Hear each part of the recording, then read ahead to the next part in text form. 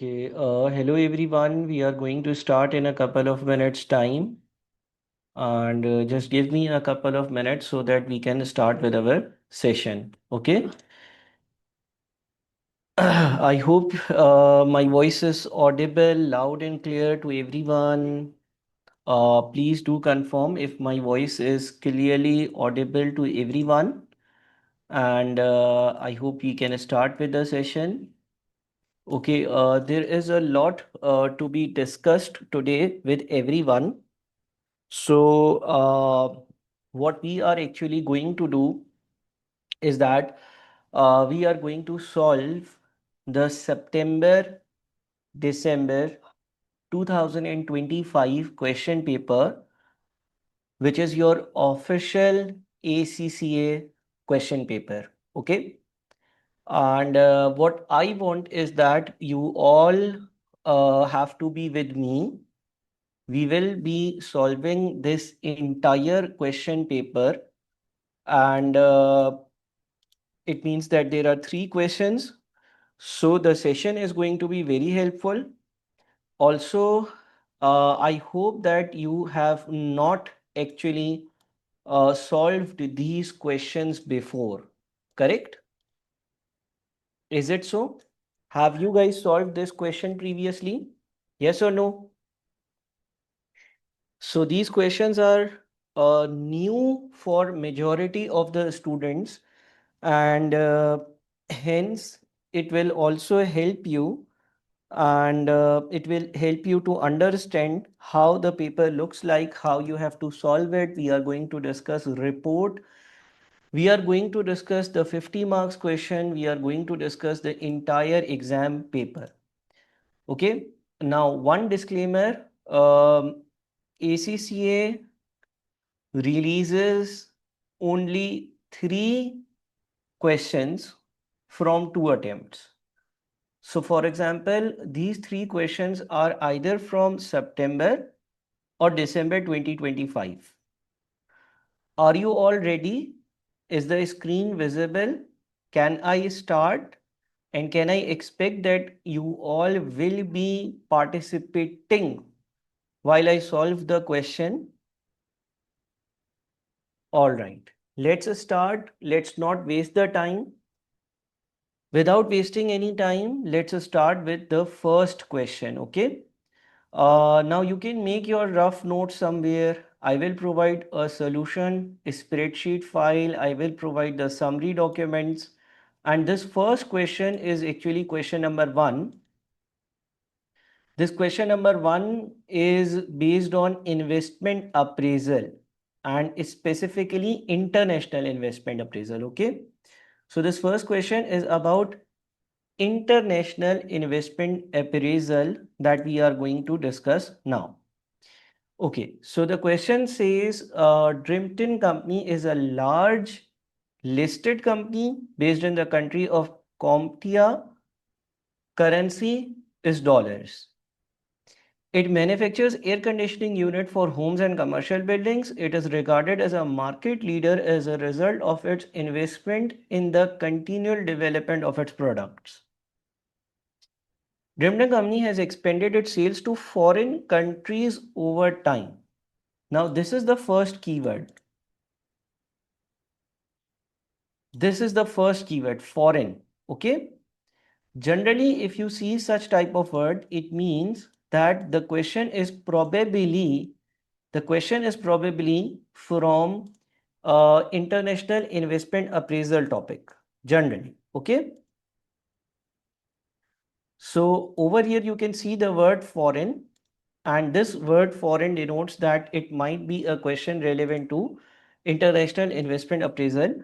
The company is considering to expand abroad. Recently, it has started selling to the countries of addressor and the countries surrounding it, which are located in a different continent to Dreamton Company. Addressor and the surrounding countries have recently established a single market, the Central Trade Area. Okay. So you are Dreamton. You will be investing in a company known as Addressor, and Addressor is part of Central Trade Area. Now, it is just like European Union or uh, you can say organization or a community developed by different countries. Okay. Yes. Sort of organization which handles trading between some specific countries who are member of it. With the same regulations affecting how businesses operate, they have also entered monetary union and share a common currency, the peso. CompTIA is not a member of the CTA. Now, CompTIA is not a member of CTA. So, what is CompTIA? CompTIA is Drimpton company's country, correct? And they are saying that CompTIA is not part of CTA. But if it invests in addresser, if it will invest in addresser, it will become part of CTA. Okay? Screen is not showing. Are you sure? Everyone, please someone confirm me in the chat box. Visible. Okay. There has been increased demand for air conditioning units in the countries in the CTA due to higher summer temperatures. However, the number of companies selling air conditioning units in these countries have been increasing. Many companies based in the CTA focused on selling air conditioning unit to homes and are competing on price. These units are smaller and therefore better suited to homes than the units which Drimpton company currently manufactures. Okay. So, any problem in these first three paragraphs? Anyone, any problem in these first three paragraphs, please let me know. Also, for those who have just joined, we are going to solve entire September, December 2025 past paper, and we have just read the first three paragraphs. If you have any issues, you have to talk to me. All good? Okay. Do you guys actually need PDF file? Do you guys actually need this specific PDF file with you as well? Okay. What you can do is that go to Google Drive, okay, go to past papers and relevant material tab and go to September, December 2025 folder. You will find around probably 6 files that I have prepared till now. So can you all download it? You all have link to the Google Drive? Yes or no? You all have the link to Google Drive? Yes or no? Okay. Go to the Google Drive. Go to the Google Drive. In the Google Drive, go to past papers and relevant material tab. When you are in the past papers and relevant material tab, go to September, December 2025 folder, and in the September, December 2025 folder, you will find this specific file with you as well. Those who don't have, those who don't have the Google Drive link, there might be some students who have joined, who are not enrolled students. They can WhatsApp me. They can WhatsApp me. My number is 00. Okay, in fact, let me write it in the chat box. 00971, or better I write +971 58 506 8907. Okay, +971 58 506 8907, +971 58 506 8907. This is my number. WhatsApp me so that I can share the Google Drive link with you. Okay.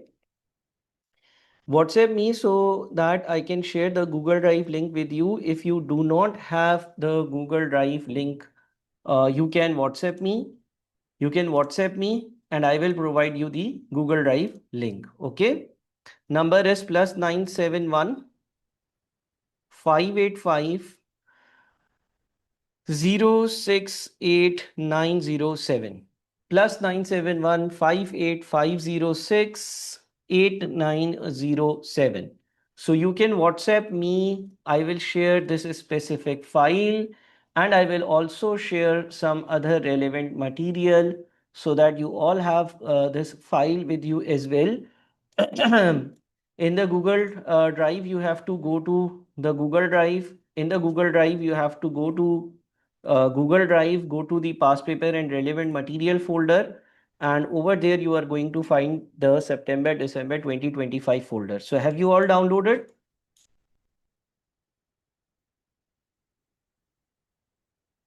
Okay. Please download and open the PDF file. Keep it with you. Please download, open the PDF file and keep it with you. Okay. Go to the Google Drive. Go to the Google Drive. There is a past paper and relevant material tab. Go to the past paper and relevant material tab. And when you go to the past paper and relevant material tab,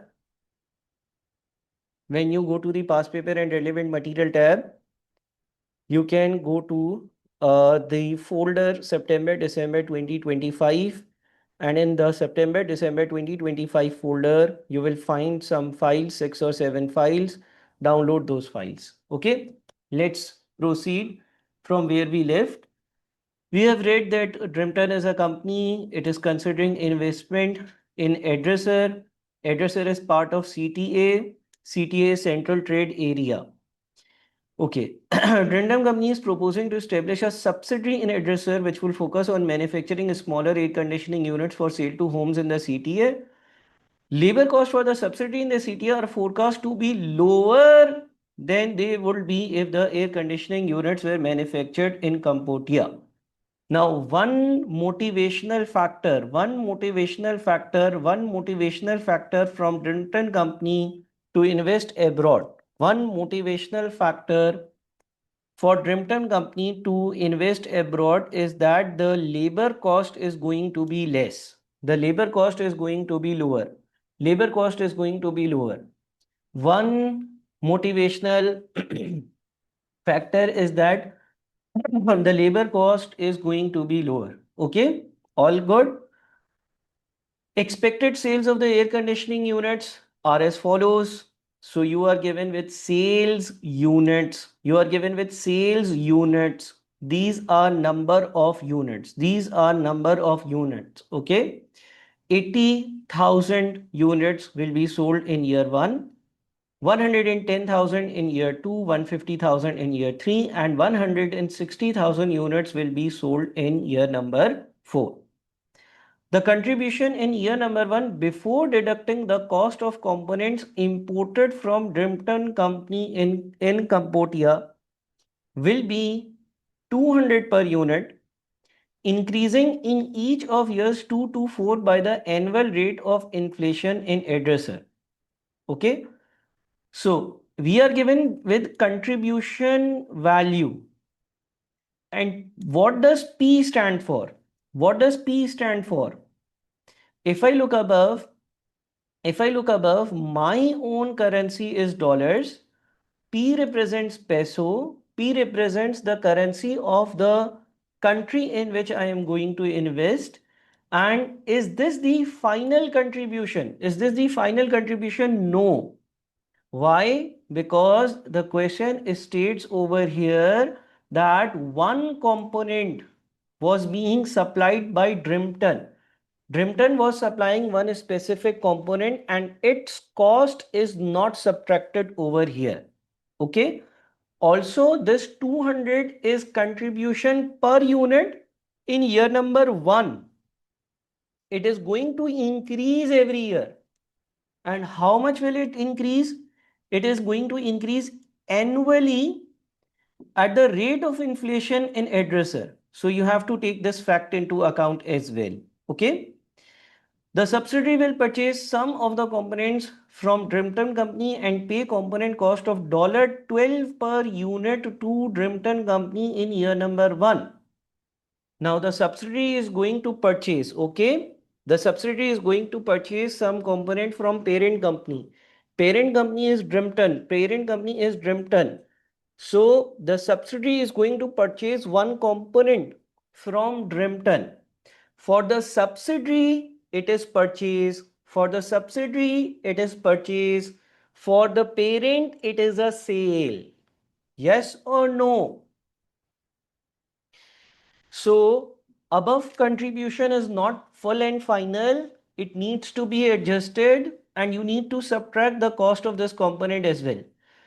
The component cost will increase in each of years 2 to 4 by the annual rate of inflation in CompTIA. Drimpton Company will achieve a 60% pre-tax contribution on the sale of components to the subsidiary.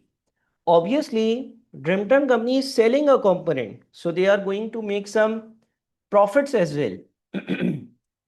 Inflation adjusted fixed cost will be incurred by the subsidiary as follows.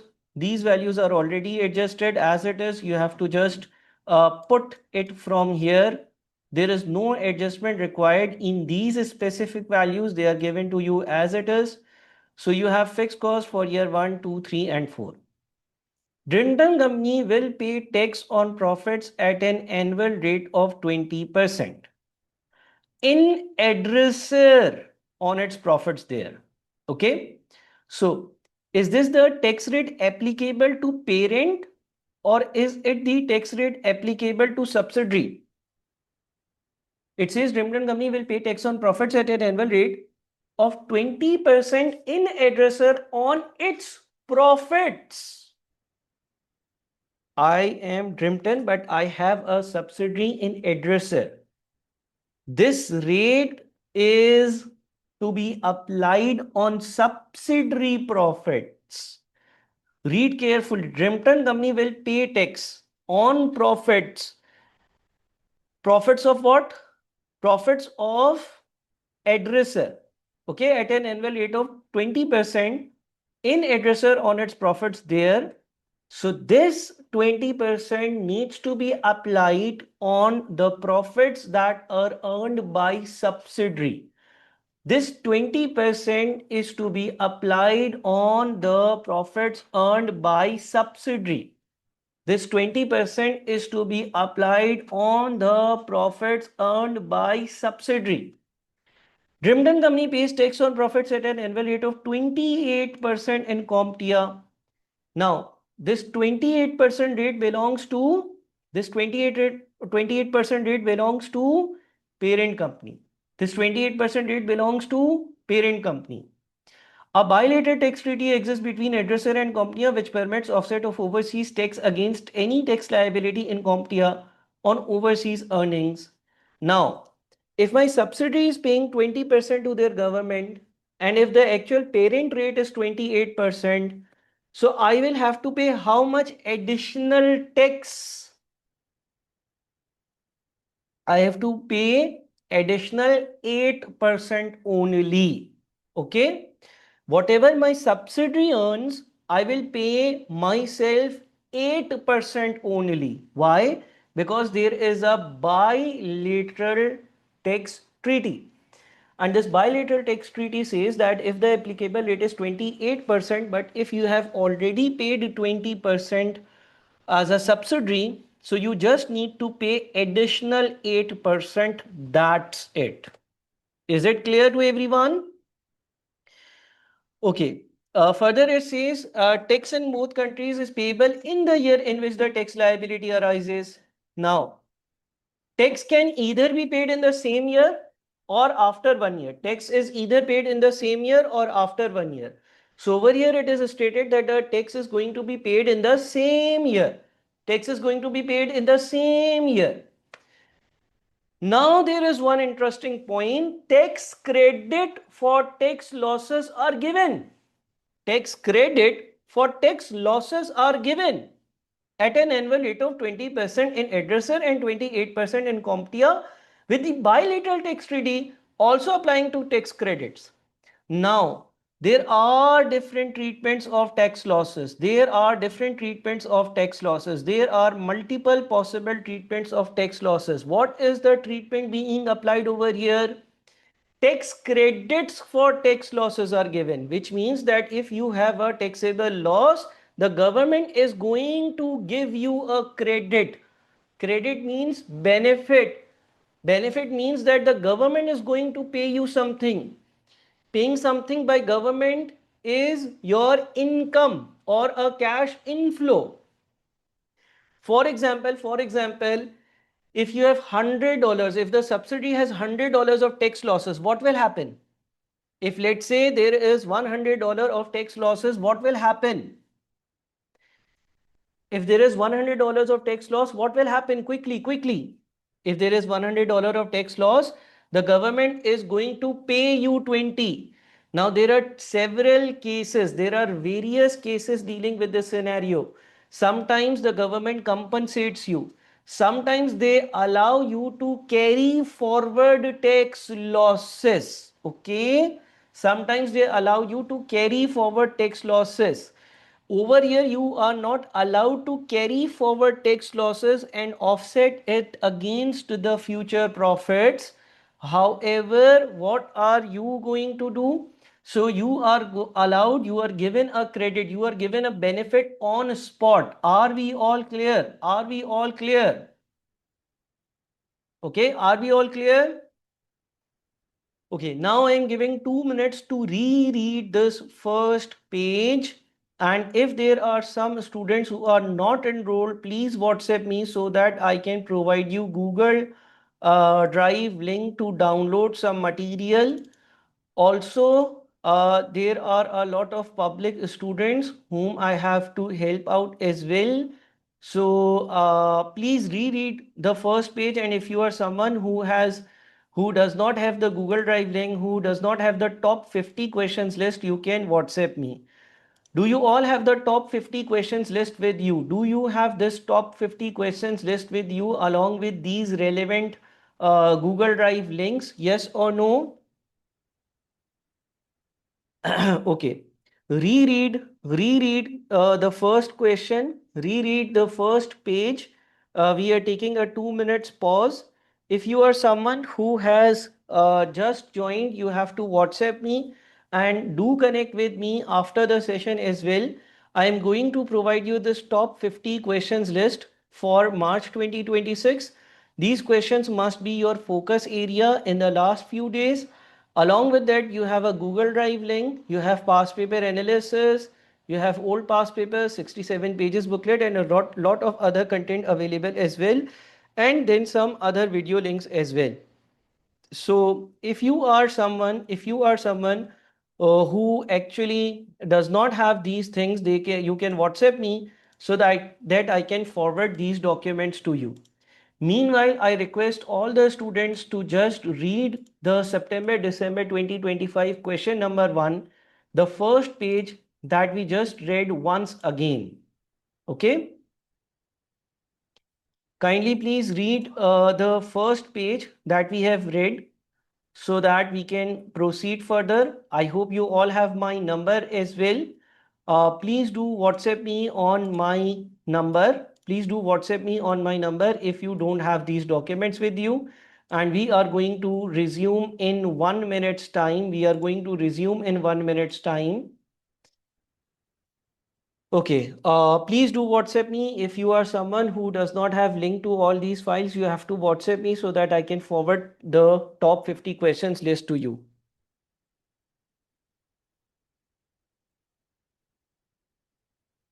Go to the past paper and relevant material tab. Go to the past paper and relevant material tab. From past paper and relevant material tab, go to September-December 2025 folder, and there are probably 6 files over there. Download all the 6 files, and we have just read the first page, so we are going to read the second page now.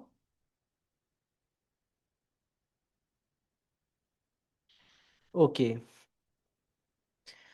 I hope you all have WhatsApp me. Shall we resume?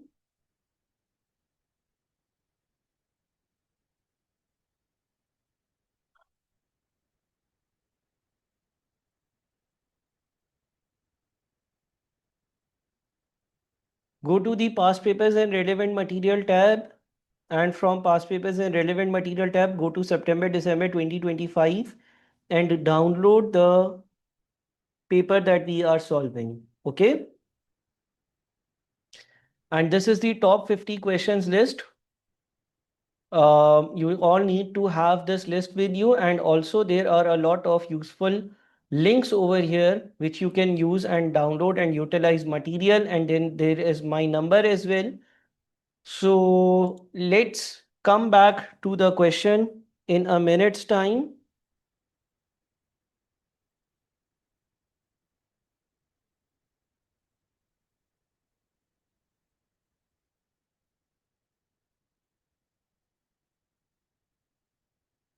Okay, coming back to the question now.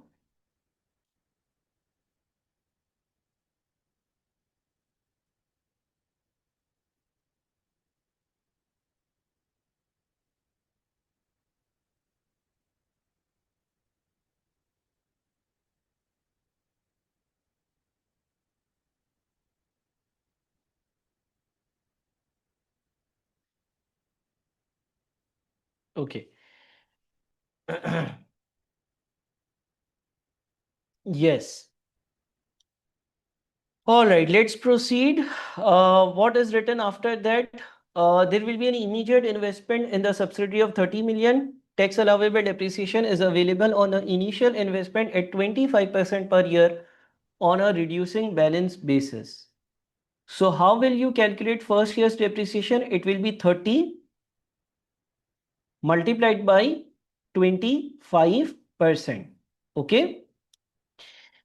With the first allowance claimed in year number 1, it can be assumed that the realizable value at the end of year 4 will be equal to the tax written down value at the end of year number 3. Now this is an interesting and a new treatment. It can be assumed that the realizable value. What is realizable value? What is realizable value? What is another name for realizable value? Realizable value is a scrap value.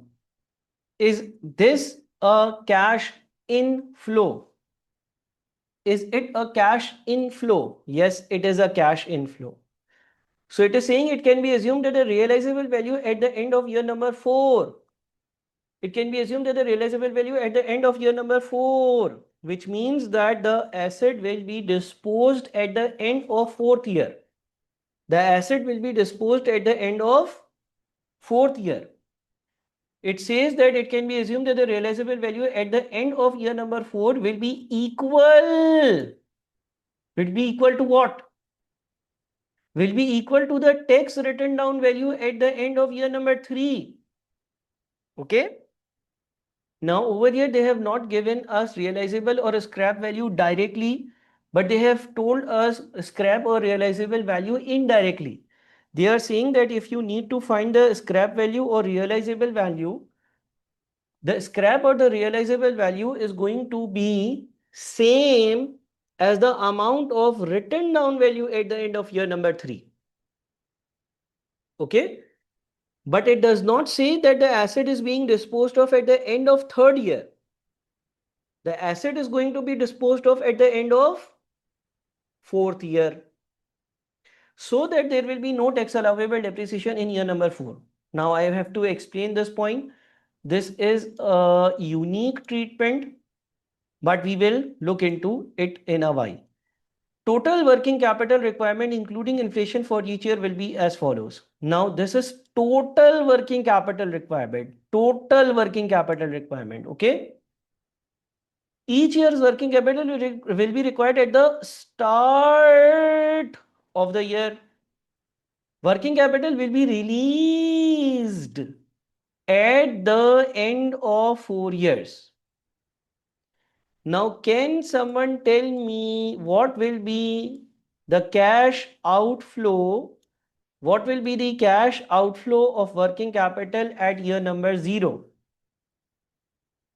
What will be the cash outflow for working capital at year number 0? At year 0, it is going to be 1440. Why? Because we need this much amount of working capital, and if we need at the start of each year, so at the start of each year means that at the start of first year, at the start of first year, at the start of first year, you will need 1440. Correct? At the start of first year, which means at year 0, we will need 1440. Now, if I say that at year 0, you will need, at year 0, if I say that you will need 1440, how much will you need at year number 1? How much will you need at year number 1? Will I need 2080 or the difference of the two? The difference of the two. Why difference? Because this is the total requirement. The critical thing is to read this word which says total working capital. Okay. It is saying that the total working capital requirements, the total, this is the total. So if I need 2080 total, and if I've already invested 1440, I will just take the difference between the two. So my cash flows at year number 1 will be 640. This is the additional amount of investment that I need because I have already invested 1440. Likewise, what will be the cash flow at year number 2? What will be the cash flow at year number 2? Again, you will take difference of the two and it will be 920. You need to invest 920 only because the remaining amount is already invested. Now, what will happen at year number 3? What will happen at year number 3? Again 390. You will need to invest 390 only. And what will happen at year number 4? What will happen at year number 4? What will happen at year number 4? Entire 3390 will be released. Release means an inflow. So outflow, outflow, outflow, outflow, and inflow. Outflow, outflow, outflow, outflow, and inflow. Okay? Yes or no? Got it? All clear? Okay. Predicted annual rates of inflations are given to you, and then the current exchange rate is given to you. Now, if I use the purchasing power parity or if I use the interest rate parity, over here we are going to use the purchasing power parity. Do remember that you have to match like with like. Okay. So if, for example, 4% is the inflation rate of addresser, you will use this 4% to be multiplied with 6.20 if you are using the purchasing power parity. And this 7% will multiply with, this 7% will multiply with $1. The rule is simple. The rule is simple that if 4% is rate of depreciation of pesos, you have to multiply it with pesos. If 7% is the rate of inflation of dollar, you have to multiply it with dollar. Okay. Match the currency and its relevant interest rate. Peso is addresser's currency, correct? So if addresser's inflation rate is 4%, it will be 6.20 multiplied by 1.04. And CompTIA currency was dollars. So this dollars will be multiplied with 7%. Okay. Bovenish, it will be 6.2 multiplied by 1.1 plus 4% divided by 1 plus 7%. 1 plus 7%. Why have you mentioned 6%? Correct? You have to match the like with like. So it will be 6.2 multiplied by 1 plus 4% divided by 1 into 1 plus 7%. Is it clear, everyone? You have to match the currency with the relevant rate. Okay. All right. The subsidy is likely to take some future sales of air conditioning unit to home away from Brimton Company. Brimton Company's loss of future sales can be assumed to be 11% of the subsidiary's forecast sales. Now, when you set up a subsidiary,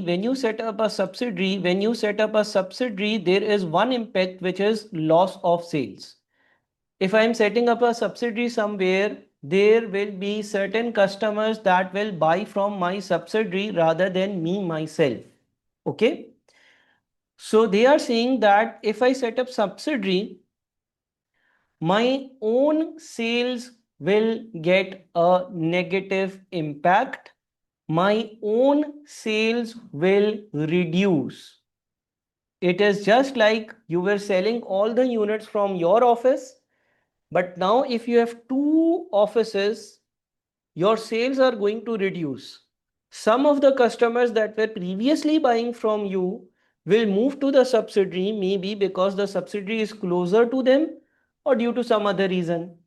So it says that Dreamton Company's loss of future sales can be assumed to be 11% of the subsidiary's forecast sales.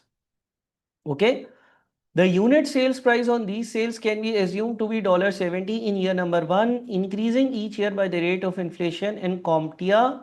The pre-tax contribution margin on these sales can be assumed to be 40%. So your own sales will also reduce. Now, is it good or bad? Is it good or bad? It is bad for you. It is going to reduce your income. So this is an impact due to your subsidiary. This is an impact due to your subsidiary, and you need to cater, you need to take this into account as well. Is it clear, everyone? It further says that the pre-tax contribution margin on these sales can be assumed to be 40%, assume a cost of capital of 10%. How many of you have just joined the session? If you have just joined the session, you have to WhatsApp me to obtain September, December 2025 past paper PDF file and Excel working so that you are with me. Okay. After that, we have one more paragraph. Majority of Dreamton Company shares are held by institutional investors. There have recently been reports in CompTIA's media about institutional investors' varying attitude towards companies fulfilling environmental, social, and governance. In short, it is said ESG criteria.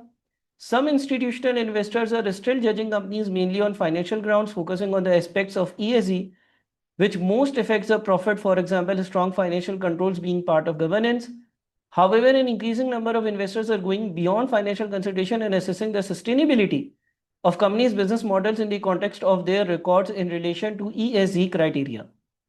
These investors want companies to take sufficient action to fulfill ESG criteria across their whole business and clearly disclose what they have been doing in their annual reports. Dreamton Company's board is increasingly concerned about how its business will be judged using ESG criteria. It believes that it has robust governance system. It feels that Dreamton Company treats its employees well in CompTIA and pays them relatively high wages. However, the board is aware that labor costs for the proposed subsidiary in addresser have been forecast on the basis of paying employees the average wage for their jobs in addresser. Average wage in addresser and the rest of the CTA is lower than in CompTIA. Dreamton Company's board is also concerned about the studies which highlight adverse environmental impact of air conditioning units. One aspect is that their emissions contribute significantly to global warming. Worldwide pressures over the last few years have resulted in governments introducing regulations requiring manufacturers of air conditioning units to restrict the level of emission. There is also widespread concern about air conditioning units contributing significantly to electricity usage in hotter countries. Countries in the city are all concerned to be hotter countries. Research is currently being conducted to develop alternative methods of cooling. Now, before we move to the solution, before we start solving the question, I want each of you to make sure that you have this specific PDF file with you and you have downloaded all the material relevant to today's class. If you don't have link to Google Drive, you have to WhatsApp me. I will share the link with you. I am giving 2 minutes time to everyone to reread the question before we solve it. Okay, I am giving everyone 2 minutes time. I am giving everyone 2 minutes time to reread the question. If you don't have the link to the September December 2025 ACCA exam paper, WhatsApp me on this number. WhatsApp me on this number. I will share this top 50 AFM questions file with you.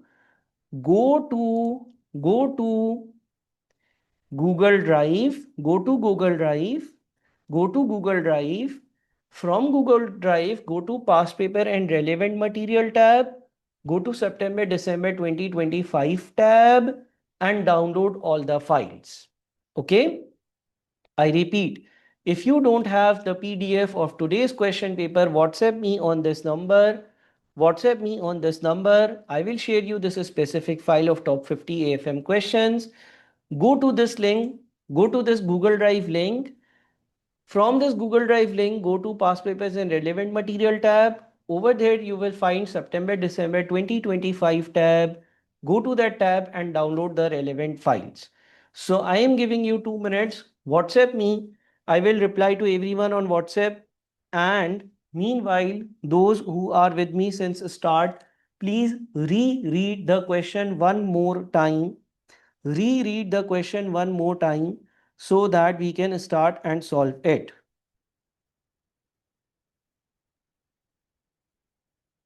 Okay? Reread the question one more time so that we can solve it.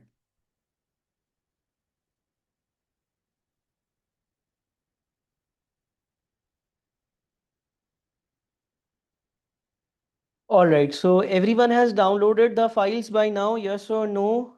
And have you all read the particular question that we have read, that we have discussed in the class till now? Let's solve it. Okay, shall we proceed? Okay, so the very first part of this question, says, explain the advantages for Drimpton Company of establishing a manufacturing subsidiary within the central trade area, 5 marks. Okay. Now for 5 marks, you have to write around 4 short paragraphs of 2 to 3 sentences, or ideally 5 short paragraphs. Okay.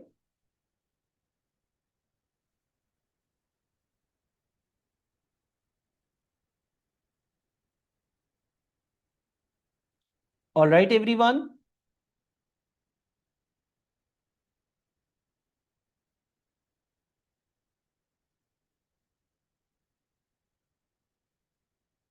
So let's discuss the first theory area now. Let's discuss the first theory area now. All right.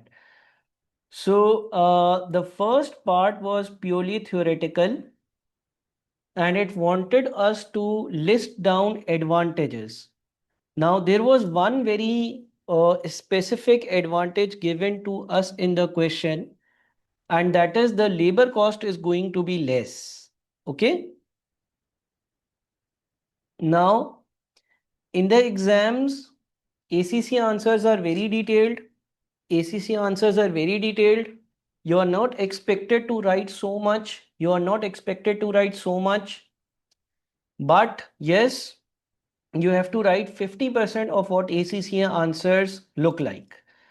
What I have done is that I have made a summary document like this. Have you all downloaded this document?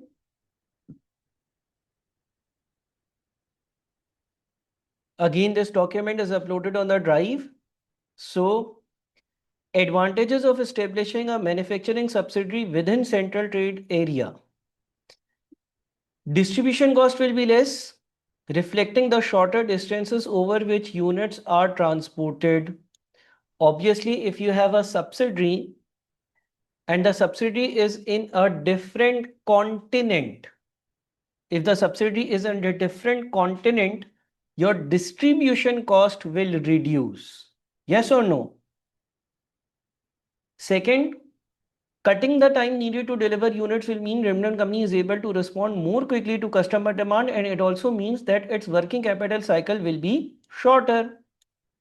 Delivery time will reduce, transportation time will reduce. With same working capital, you can do greater business. You can obtain orders on quick delivery basis. It should not face physical barriers to moving goods between countries in the CTA. CTA is a central trade area as given in the question. So it will be easy for you to trade between the CTA countries. Its products are likely to face just a single set of technical and legal standards rather than having to meet different standards in different countries, reducing compliance cost. Subsidies goods will not be subject to any tariff or other restrictions imposed on businesses in countries which are outside the CTA. Having a subsidiary based in the CTA may make it easier for printing company to establish local contacts and knowledge, and hence gain a better understanding of the market for air conditioning units in the CTA. So these are all the advantages that you can obviously write in your exam. I have written bullet points. But I expect that your answers will be slightly, you can say, more detailed. You can pick any 5 points. You can pick any 5 points and write some, you can say, sentences about those 5 points. Is this part A of the question clear to all of you? Okay, it was an easy theory. So I believe that from these 5 marks, you can simply get around probably 4 marks easily. I believe you can get around 4 marks easily. So you can secure 4 marks from here. I don't think so that there will be any issue in getting 4 marks. Can someone summarize these advantages in one word? Like, what was the first advantage? What was the first advantage? Reduction in cost. Which type of cost? Which type of distribution cost? Okay. First advantage was that your distribution cost will reduce because you will have to deliver this specific product to the locals who are now nearby your subsidiary. Okay, what was the second advantage? Quick delivery. Quick delivery, reduction in time delays, which will mean that the customers will be more satisfied, more happy, chances of repeat order, and reduction in working capital cycle, working capital days. Excellent. What was the third one? No barriers to trade because you will be part of CTA. You will be part of central trade area as well. Okay, what was the fourth one? What was the fourth one and the fifth one? Compliance cost will reduce because you will be part of CTA. So if you are following CTA requirements and standards and protocols, you can sell your units in all the CTA countries. And the fifth one, what was the fifth one? No tariffs. Okay. All right. So I believe that this was an easy one. Now the second one is prepare a report. Is report important? Yes or no? You always get a question based on report. You always get a question based on report. Always. Okay. So the 50 marks question is about report. The 50 marks question is about report. Now, when we talk about report, there are uh, a certain format that you need to follow. Number one, you will write the heading in bold. Number one, you will write a heading in the bold. So, for example, over here it is written report to directors of Drimpton Company on investment in addresser. Okay, this will be your heading. This is one of the core elements of your report. You have to write the heading to whom you are addressing the matter. Then there will be an introduction paragraph. Okay, what do you think? What will we write in the introduction paragraph? What are we going to write in the introduction paragraph? Anyone? What will we write in the introduction paragraph? We will rephrase the requirement of the question. For example, over here, it was said prepare a report for what? Estimate the net present value of rental company's investment in addresser. First thing, recommend whether on financial grounds the investment should be undertaking and discuss the assumptions. You have to write assumptions and you have to write a recommendation. Discuss the issues which rental company faces concerning its performance in relation to the ECESG criteria and recommend actions rental company can take to overcome these issues. So you will have to rephrase the requirement. Over here, there are requirements to calculate net present value, give recommendations, write assumptions, and discuss ESG. Discuss ESG. So if I see the report, it says recommendation. Okay. If I read over here, this report considers whether it will be beneficial for Brendan Company to establish a subsidiary and production facilities in addresser. It considers the financial projections presented detailed in the appendix, discusses the assumptions made in the projection and the impact of environmental, social and governance ESG considerations on Brendan Company. So you will write heading, then you will write an introduction, and in the introduction you will write the content. What will the report actually contain? Okay. All right. Coming ahead, you will write a recommendation. This was required from you. Now, assumptions, always tested in the report question.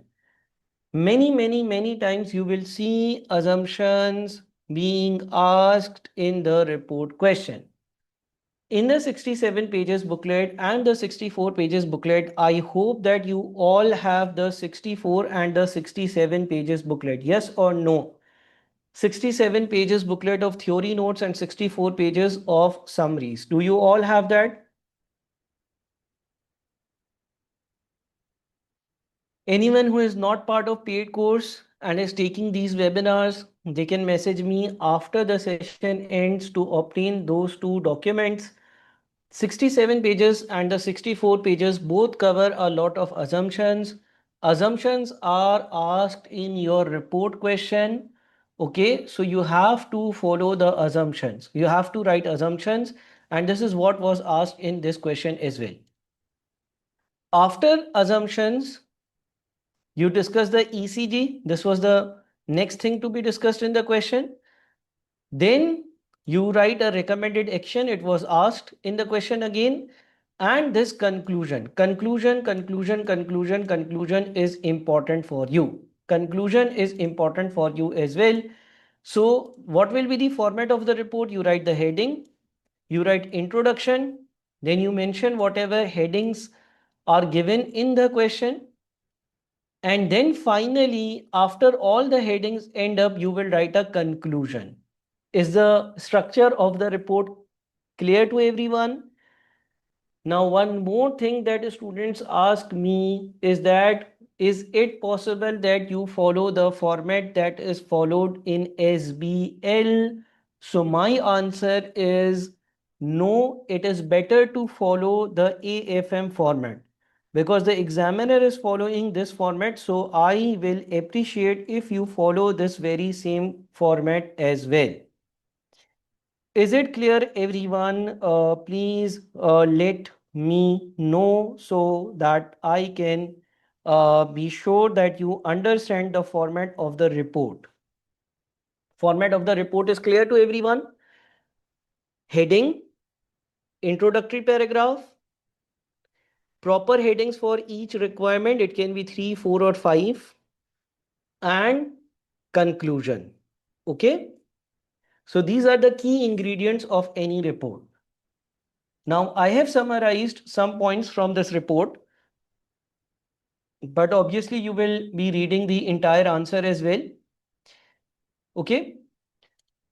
Now, let's go to the computational part first. Okay, whatever computations you do in the exams will be in the spreadsheet. You are provided with a spreadsheet in your exam. So your appendix will be in your spreadsheet. Your appendix will be in your spreadsheet, and do make sure that it is properly linked. It is clear, visible, it is good to understand, and it is presentable. It is clear for everyone and anyone who wants to understand it. So it has to be very well structured. Okay.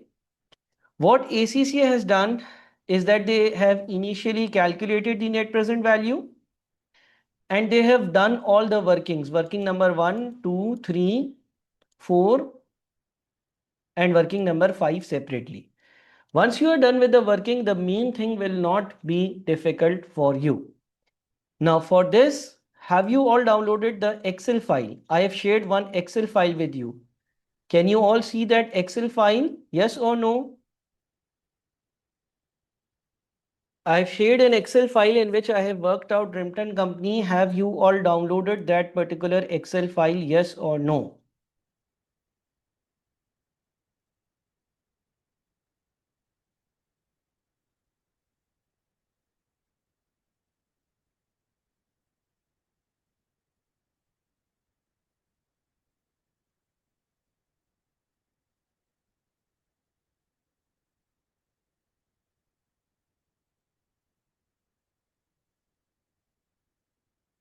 Okay. So have you downloaded this specific Excel file? Yes or no? Again, if someone has just joined, you have to download all the content from the Google Drive link. So this is how my answer looks like. Okay. All the main working is over here, and I have done the separate workings which were needed separately over here, and then I have properly linked them. Okay. Now let's first understand all these workings one by one. Let's first understand all these workings one by one. Are you all with me? Are you all with me? Have you all downloaded the relevant Excel file? Yes or no? If you are someone who has just joined, you have to WhatsApp me so that I can provide you these Excel files. Okay? Is it still proper format if we show the workings on the side just as yes, it is good enough. It is fair, it is good. Okay, now let's understand the working for exchange rates. The first working that I did is related to the exchange rates. We were supposed to use the purchasing power parity. We were supposed to use the purchasing power parity, yes or no? You all have the PDF file with you. You all must have the relevant PDF file with you as well. So in the PDF file, you can see that the first thing that I did is that I have worked out the exchange rates. Now 6.20 was given to us. 6.20 was given to us. The rate is 6.20 peso per dollar one. Okay. The rate is 6.20 peso per dollar one. It is mentioned in the question. The rate is 6.20. The rate is 6.20 peso per dollar one. Correct? So now you have to multiply the previous value by the inflation rate of peso and divide it with the inflation rate of dollar. And you do it again and again and again and again to get the exchange rates of each of the years. Is this clear, everyone? Please confirm. Please confirm.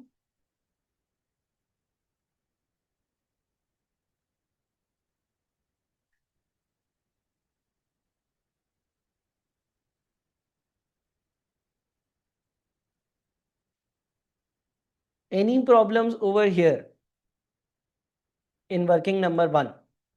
Simple. Okay. I have applied. Okay. Not clear. Okay.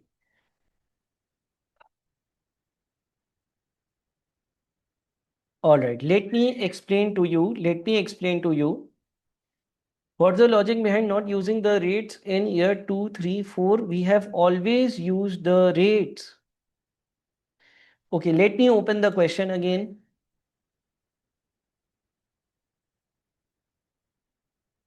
Do you all know purchasing power parity? Yes, we are using purchasing power parity. We are using purchasing power parity to get the forecast exchange rates. First thing is that we were given exchange rate. Oh my God.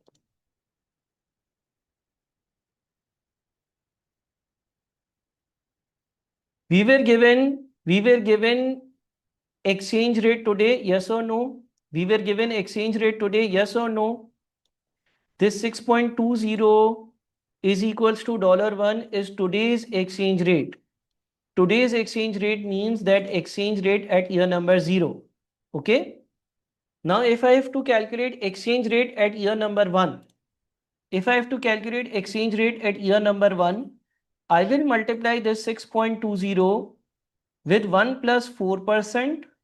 I will multiply this 6.20 with 1 plus 4% and I will divide with 1 plus 0.7%. Is it clear, everyone? 6.20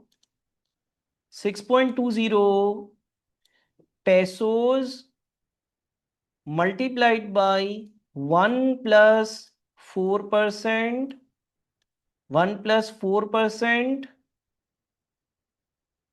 divided by 1 multiplied by 1 plus 7%. 1 multiplied by 1 plus 7%. This is purchasing power parity.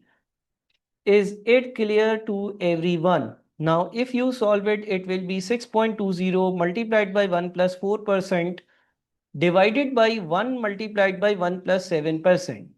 Effectively, it is going to give you year number 1's rate. Is it clear to all the students who were asking me about how have we calculated this? Is it clear? Is it clear, everyone? Okay, you have to match the rate of inflation with the currency. I repeated it a while ago as well. Addresser's currency is peso. Addresser's currency is peso. CompTIA's currency is dollar. CompTIA's currency is dollars. CompTIA's currency is dollars. Addresser's currency is peso. CompTIA's currency is dollar. Addresser's currency is peso. CompTIA's currency is dollar. You have to match like with like. So for example, if 6.20 is peso, if 6.20 is peso, you will multiply it with the peso inflation rate. If 1 is dollars, you will multiply it with the dollar inflation rate. Is this clear, Shanu? Okay. So now can I go back to the Excel file? You all have this PDF file with you. Anyone who has just joined, you have to WhatsApp me and you have to talk to me. Is it clear to the students who were asking me queries? There were a couple of students who were not clear about it. Probably Warnit and Glory. Glory, is it clear? Okay, so how do I calculate this second rate? 6.20 multiplied by 1.04 divided by 1.07. Likewise, for the next year, we pick the previous year's value, multiply it with 1.05 divided by 1.06. Likewise, we do for all the years under consideration. If 60-70 students are clear with working number 1, I will move to working number 2. I need some yes. Okay, is it clear? Clear to the majority? Clear to 70, 80, 90% students? All right. This is working number one. Now, what is the reason to calculate this rate? The reason is that our parent company is somewhere else. So we will need to convert the foreign exchange rate into the local currency. Now, local contribution before component cost. Why before component cost? It was stated in the question that the contribution value given to you is before subtracting the cost of the component that you are buying from the parent. Units sold are given to you in the question. Units sold are given to you in the question. Units sold are as it is provided to you in the question. Okay, units sold are given to you in the question. Units sold are provided to you in the question. When we talk about contribution per unit for the first year was also given to you. Contribution per unit for the first year was also given to you. Contribution per unit for the first year was also given to you. For year number 2, year number 3, year number 4, it was stated that contribution per unit is going to increase with the rate of inflation in addresser. So I inflated the contribution, and in order to calculate total contribution, I have multiplied units with contribution per unit. Is this working number 2 clear to majority of you? But this is not the final contribution. This is the contribution that you will earn before subtracting the component that you are buying from the parent company. Again, I repeat, I hope that you all have this PDF, this specific spreadsheet file with you as well. Okay. So now working number 1 and working number 2, clear or not? Working number 1 and working number 2 are clear, yes or no? Working number 1 and working number 2 are clear, yes or no? Okay. This is working number 1 and working number 2. Now let's move to the third working. Let's move to the third working, which is your component cost. Let's move to the third working, which is your component cost. Okay. Now, what is component cost?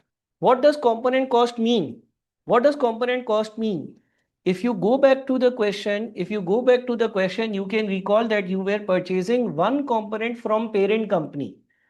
Subsidiary was purchasing one component from the parent company. Please, I can't see the rate you use to increase the contribution per unit. Okay, contribution is being increased at the inflation rate. The question states, go back to the question. Can you see these inflation rates? 5%, 6%, and 6%. Can you see these rates? 5%, 6%, and 6%.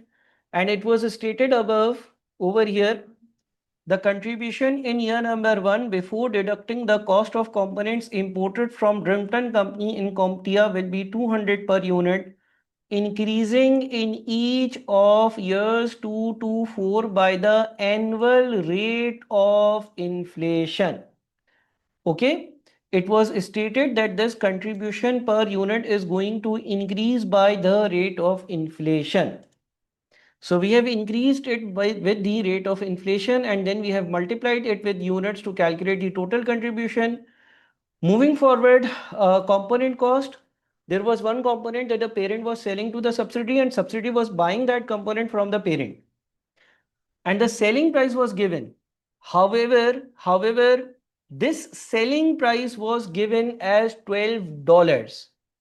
Correct? Yes or no?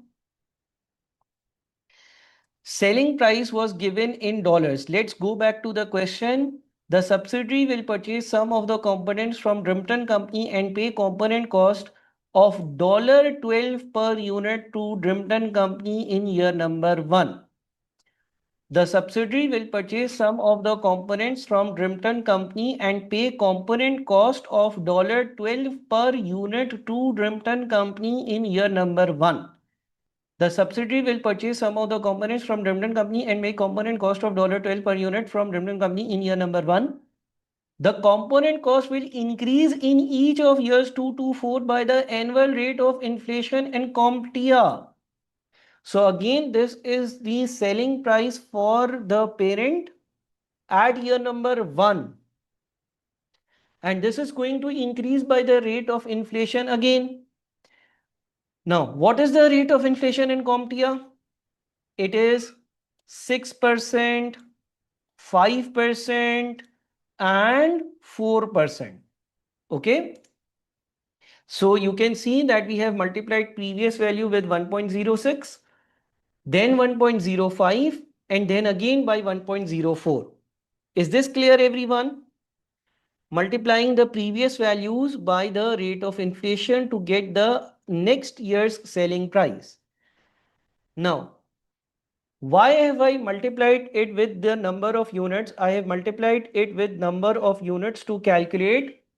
I have multiplied it with number of units to calculate the total sales. I have multiplied it with number of units to calculate total sales. Is it correct? Okay. Now, for parent, this is a sales. For parent, this is a sales. For parent, this is a sales. But for the subsidiary, parent is the seller, subsidiary is the buyer. So for the subsidiary, what you need to do, for the subsidiary, you need to convert it into pesos. And you know that $1 is equals to 6.03 pesos. So you multiply 960 with 6.03. Is this clear? Is this clear, everyone?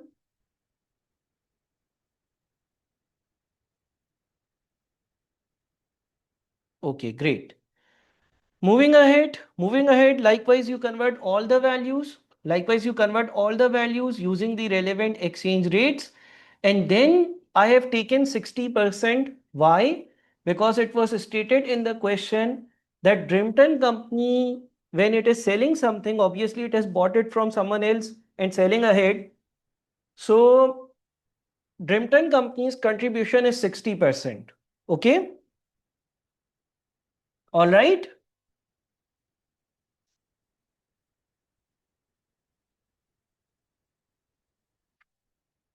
Okay. V15 is number of units multiplied by selling price. V15 is number of units multiplied by selling price. Okay.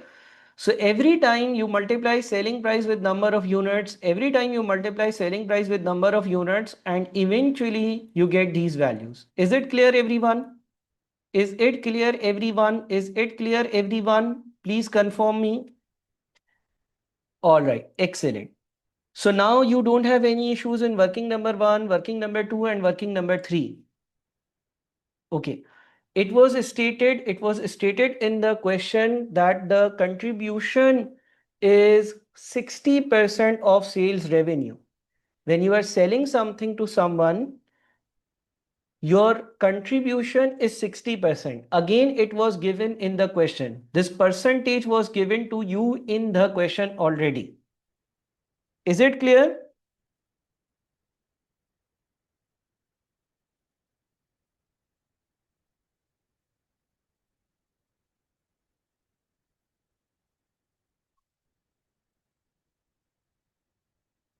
Excellent. Sir, I have some confusion. Are we doing this working for parent or subsidiary? We are doing these workings for both. Eventually, we have to calculate NPV from the perspective of the parent company. But we also know that if we are selling something to subsidiary, we also earn a contribution. If I sell something of rupees 10 at $15 to my subsidiary, so I also make some earnings. If I own a subsidiary, if I set up a subsidiary somewhere else, subsidiary earns plus I also earn, because if I am a supplier of some goods to them, they will be my customer as well. My subsidiary over here is my customer and my subsidiary, both things. Do you understand, Shaneen? If I set up a subsidiary somewhere, subsidiary is my company, it will earn itself. And then after that, I am also selling something to it, so it is my customer as well. Yes, Drimpton's contribution is in dollars because I have multiplied 60% with the dollar value. I have multiplied 60% with the dollar value. Correct? All right, let's move forward. So now working number 1, 2 and 3 are clear to everyone. Correct? Now working number 1, 2 and 3 are clear to everyone. Correct? Okay, let's move to the main working. Now, this is local contribution before component cost. I have also worked out these values. They are in cell T10, U10, V10 and W10. We have already calculated these values. We have also calculated component cost, fixed cost whereas it is provided to us in the question. So this is profit before taxation. I have highlighted certain cells. If you have any doubts in these specific cells, let me know. Local contribution before component cost, I have worked it out, linked. Component cost, I have worked it out, linked. Fixed cost were given to you as it is in the question. And then if I net them off, we get profit before tax. I hope you all have this Excel file, this spreadsheet file with you in your hands as well. So you can look into these as well. Are these highlighted shades clear? Hurry up because we have to solve entire past paper. And we are just on the first question, so we need to hurry up. So we need to prepare the net present value cash flows for subsidiary. Yes, Shireen, subsidiary will earn a profit for us. We are doing our business activity through our subsidiary. It is the subsidiary that is giving us earnings. Okay. But also we have to look the overall impact of setting up the subsidiary. Overall impact of setting up the subsidiary in a decision making means that when you set up a subsidiary, you may also be supplying some component to them and earning something. Also, if you set up a subsidiary, you may lose some local sales. It is a decision making question. It is a decision making question. In decision making, you have to look at overall impact of everything. You are setting up a subsidiary. Number one, subsidiary will earn for you. Number two is subsidiary is buying something from you. Subsidiary is your customer as well. So if you set up a subsidiary, your local sales will increase as well. Number three, if you set up a subsidiary, there are chances that your local sales to other companies will reduce because people may buy from subsidiary. So you have to look into the overall impact. The question asks you what will be the financial impact of setting up a subsidiary abroad. Okay. All right. Can you all please confirm me if this highlighted area is clear to you? The first one we worked out, the second one we worked out, the third one is given as it is in the question, and the fourth one is the net answer. Now this is profit before tax. This is profit before tax. I have done a separate working of tax. Let's first understand this separate working of tax. Okay. Let's do the separate working of tax. And before doing the separate working of tax, before doing this working for tax, before doing this working for tax, let's understand tax allowable depreciation. My initial investment is 30 million stated in the question. My initial investment is 30 million stated in the question. Yes or no? My initial investment is 30 million stated in the question. Yes or no? Can you all see it? Tax depreciation was 25%. Tax depreciation was 25%. So if tax depreciation was 25%, we take 25% of 30 million. If tax depreciation is 25%, tax depreciation is 25% of 30 million. If tax depreciation is 25%, so my tax depreciation is 25%. Sir, even though we lose sales, we can get the share of profit. Yes, right. Okay, so my net book value at the first year end is 22,500. Then I again apply 25% to net book value because we are using reducing balance method. We get another net book value. Then I apply 25% again. Then I get another net book value. Till this point, make sure you are clear. Till this point, make sure you are clear. Okay. We are using reducing balance method. Under reducing balance method, the rate of depreciation is applied on net book value. If the rate of depreciation is applied on net book value, it will be 25% of whatever net book value you have with you. Now, an important thing. The question stated that your realizable value The question is stated that your realizable value at the end of fourth year will be 12656. Do you all remember? Do you all remember that when we were reading the question stated that your net realizable value at the end of fourth year will be 12656. So you can see that this is the net book value at year number 3, and I have mentioned same amount as realizable value over here. Realizable value is not given to me directly. Realizable value is not given to me directly, but indirectly the question is stated that your realizable value at the end of fourth year will be same as your net book value at year number 3. So if I depreciate my asset one more time by 25%, and I calculate net book value, and I put the same realizable value as the net book value at year number 3, my gain and my depreciation will be equal to each other. My gain on disposal, my gain on disposal and my depreciation for year 4 will be equal to each other. This was one new thing applied in this question. Is this working clear to everyone? Especially the fact that your depreciation for year number 4 and your gain on disposal will be equal to each other.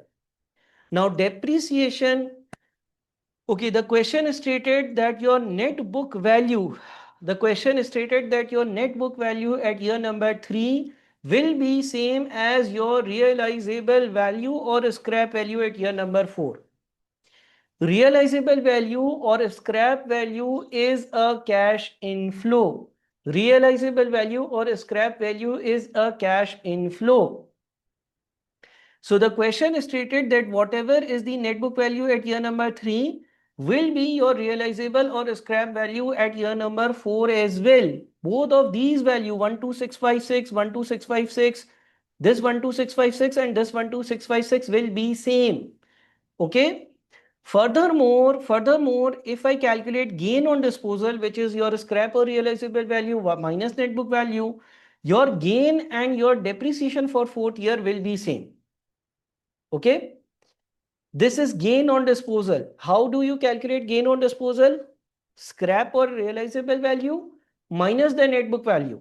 Scrap or realizable value minus the net book value. So scrap or realizable value minus net book value gives you gain on disposal. So your gain on disposal is 3164. Your gain on disposal is 3164. And if your gain on disposal is 3164, it is same as your tax depreciation in year number 4. So the impacts cancel each other out. Depreciation is a non-cash expense. Gain on disposal is a non-cash income. Depreciation is a non-cash expense. Gain on disposal is a non-cash income. Are we now clear over this working? How many of you are 100% clear over this working?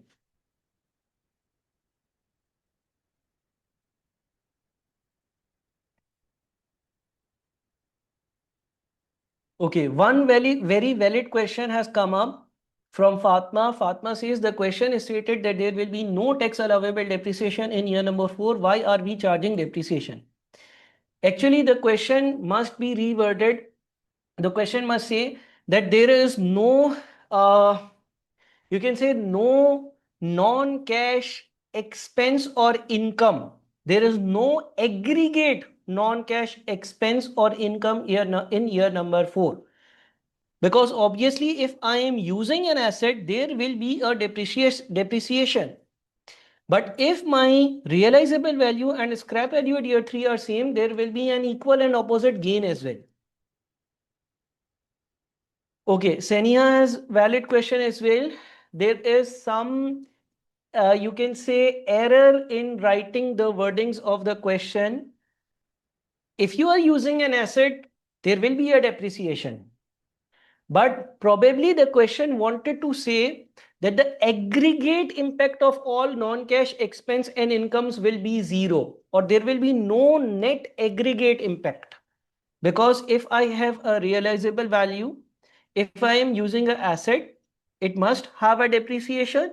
However, we know that if my realizable value is same as the net book value at year number 3, if my realizable value is same as my net realizable value at year number 3, there will be an equal and opposite gain. True? Is this clear to everyone now? Okay. Now let's come to the tax working. We have cash flows before tax from our main working. Okay. We have tax allowable depreciation in year number 1. We have tax allowable depreciation in year number 2. We have tax allowable depreciation in year number 3. In year number 4, I have written nothing. Why nothing? Because there is a non-cash gain, and on the other hand, there is a non-cash expense which are in equal and opposite direction. Clear, everyone? So for first year, there is depreciation. Second year, there is depreciation. Third year, there is depreciation. But in fourth year, there is an equal and opposite gain. Okay, is it clear, everyone? Then we calculate the taxable profits or taxable loss and take 20%. Okay, take 20% and take additional 8%. Okay, let's first clear till this point. Is this clear to everyone? Taxable profit or taxable loss multiplied by 20% because we are still in the subsidiary and the subsidiary's rate of tax is 20%. The subsidiary's rate of tax is 20%, so we take 20% every time. So we take 20% every time. Yes or no? Is it good enough? Clear, everyone? Please confirm me.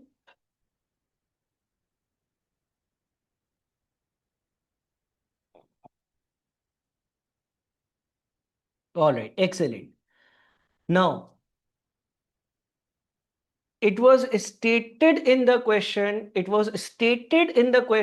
the parent pays tax at 28%. It was stated in the question that the parent has to pay tax at 28%. If the parent has a subsidiary, it has to pay tax at 28%. If the parent has subsidiary, it has to pay tax at 28%. However, if subsidiary has paid 20% tax, However, if the subsidiary has paid 20% tax, the parent will give 8% extra tax only. Okay, this is tax credit. Tax credit actually means that the tax authorities will give you this amount. In case of tax expense, you pay to the tax authority. When you are having taxable profit, you pay to the tax authority. But if the question states that you will get tax credit in case of losses, this means that if you have losses, tax authorities are going to pay you. Tax authority will give you this amount. Okay. My last working is to calculate the additional 8% divided by T4. Why T4? T4 is conversion into dollars, because this extra tax is going to be paid by parent company. This 8% extra tax is going to be paid by parent company. Since it is peso, we need to convert pesos into dollars, and for conversion of pesos into dollars, I have divided by the exchange rate. Okay. How many of you are 100% clear with this working? I need 30 to 40 students or 50 students who are clear. More than majority, more than 50%. If you are clear, we have to move forward. We are really slow. We need to cover a lot of questions. Can we not directly less TAD from? Yes, you can, but over here things will be very complex because you have tax credit as well. Ideally, I suggest that you always do tax working separately. But as discussed in mini concepts tab, obviously you can combine the tax allowable depreciation impact in your main workings as well. Moving forward, we have calculated the taxes. Do remember, in the first year, you are adding 97. Okay, in the first year you are adding 97. Why? Because you are giving tax credit. Now there are different tax scenarios. Over here the question stated that you will get a tax credit. Sometimes the question says that if you have taxable losses, you can carry those taxable losses to future year and reduce your taxable profit of the next year. Sometimes the question states that you can carry forward tax losses to the next year. Are we clear over it? So you calculate your profit after tax. You subtract the initial investment, it is an outflow. You add realizable value because it is a cash inflow. We already did the working capital workings. This is your cash flow in pesos. You have the exchange rate to convert it into the local currency because you are in Cambodia where the exchange rate is dollars. You convert above cash flows into the local currency. Everything clear till this point? I am highlighting a certain region, and those students who have just joined, they need to WhatsApp me to get this Excel file and other e-notes as well. Is it clear till this point of time? Please let me know quickly. Okay. How did you get the 97? Please look into the tax working. In the tax working, we calculated it as 20% of the taxable losses. We just went through tax working number 4. Majority of you are clear about it? Shall I proceed further? Yes or no? Excellent. Yes, till this point, we have considered subsidiary. Till this point, we have considered subsidiary. We are not done with everything. We still have things left. Till this highlighted region, till this highlighted gray area, till this region, we have actually considered subsidiary only. Okay? All good? Till this point, we have used subsidiary. Now, additional tax. Again, this is the additional 8% tax. This is the additional 8% tax amount. This is the additional 8% tax amount that we already calculated. Okay. Component contribution. Component contribution we have already worked out. Component contribution is because I have set up subsidiary somewhere and I am also supplying a component to the subsidiary. So my sales are also increasing. I am selling something to my subsidiary as well. So this component contribution is the contribution I am earning by selling a certain component to my subsidiary. Then I have to obviously pay tax on it because if my income or local profits increase, they are subject to 28% taxation. Then, okay, till this point, is it clear? Quickly, we need to be a bit more quick because we have 2 more questions left. Is this clear to everyone? Okay. Cash flows of subsidiary converted into local currency, 8% additional tax. Then I am paying some, then I am supplying some components to my subsidiary. So I am earning from them as well. And on those earnings, I have to pay 28% tax because it is my local earning. All clear till now?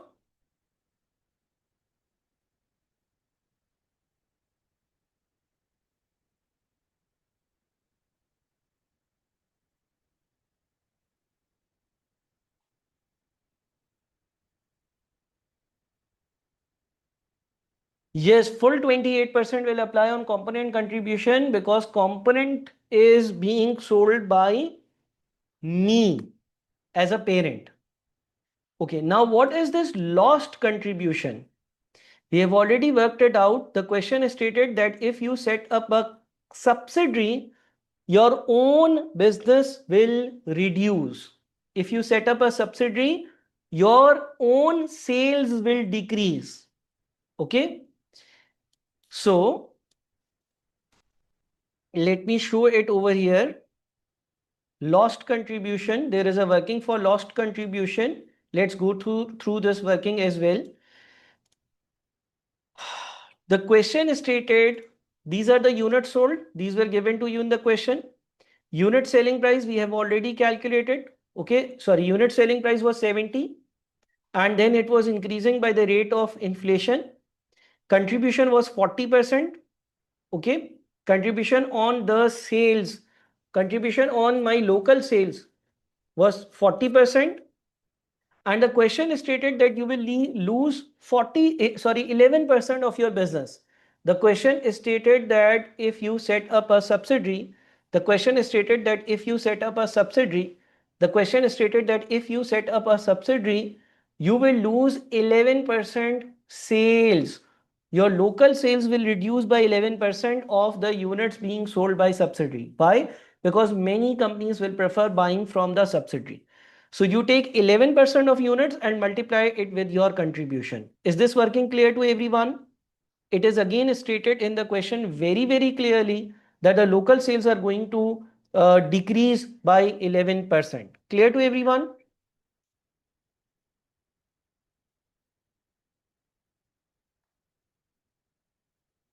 These are the units sold by subsidiary.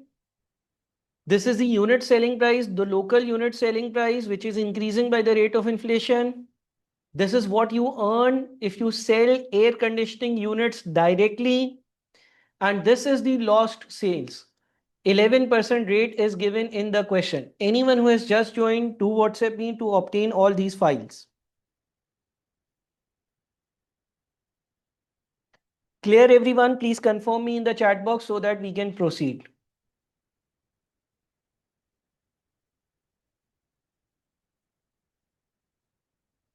First, clarify this working. Okay, do you want to know this 70?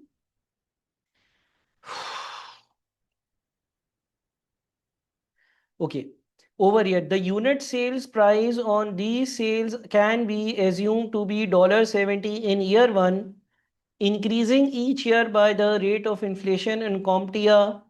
The pre-tax contribution margin on these sales can be assumed to be 40%. Clear? Is it clear? Okay. So the $70 sales value is given to you. If I am selling someone directly, I sell it for $70. Okay. Is this working clear to everyone? Please confirm me.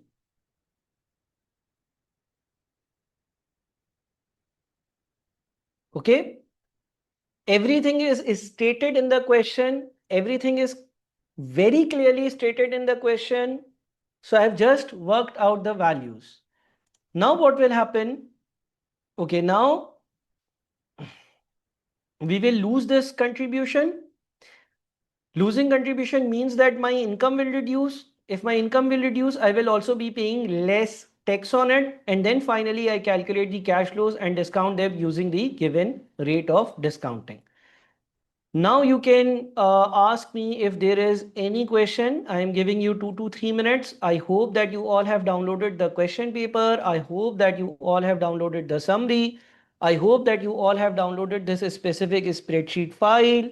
In case you don't have these files, you have to message me. I will share the files with you.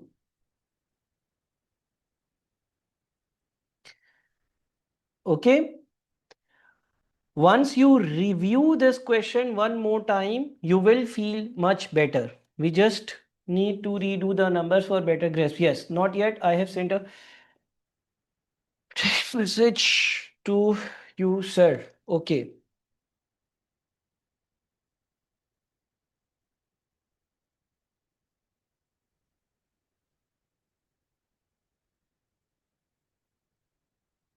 Okay, those who have not received the file, please message me with your name.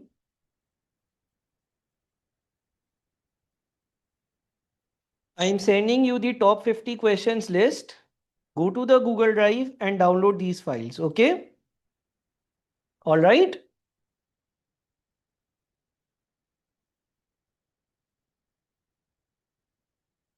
Okay, there are some messages that I have missed out because I was in the session. We are going to start the next question as well. Okay. Those who don't have these files, message me. I will share top 50 AFM questions list with you and let me guide you where you can find the relevant files. And we are going to start question number 2 in a couple of minutes as well.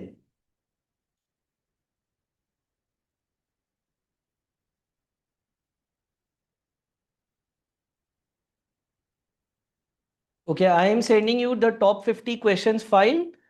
In this top 50 questions file, go to this Google Drive, click this Google Drive, go to this Google Drive link, go to past paper and relevant material tab, go to past papers and relevant material tab, and from past papers and relevant material tab, you can actually download the go to September December 2025 file and download these files. In fact, let me share on the Zoom chat as well. And please do message me because I have to share a lot of content with you later as well. So let me do one thing. Let me share the same files on Zoom chat as well.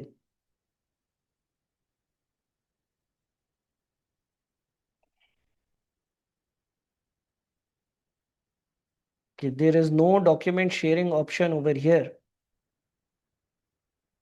All right, let me do one thing. Let me paste the Google Drive link.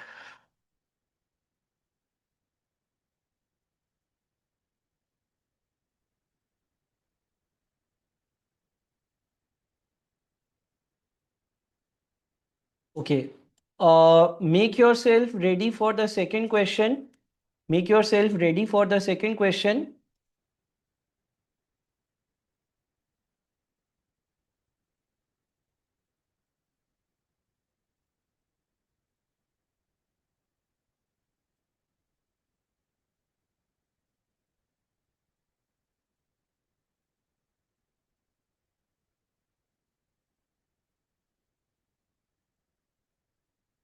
Make yourself ready for the question. Make yourself ready for the second question. Make yourself ready for the second question. And those who have not received the top 50 questions file, message me. I am resharing it with you.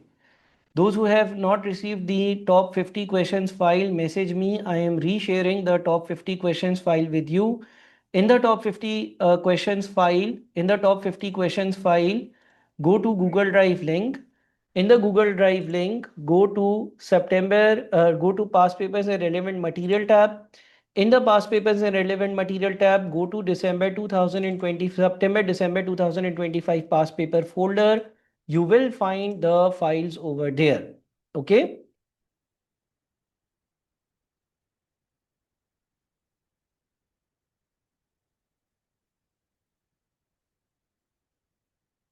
The Google Drive link is inside. The Google Drive link is inside top 50 questions list. The Google Drive link is inside the top 50 questions list. The Google Drive link is inside the top 50 questions list. Okay, the Google Drive link is inside the top 50 questions list. The Google Drive link is inside the top 50 questions list. All right. You can message me as well. Meanwhile, let me do one thing. Can someone please paste the Google Drive link in the Zoom chat as well? Can someone please help me and paste the Google Drive link in the Zoom chat as well? All right. So let's start with the second question. Let's start with the second question for the day. And let's do the second question. And the second question is named as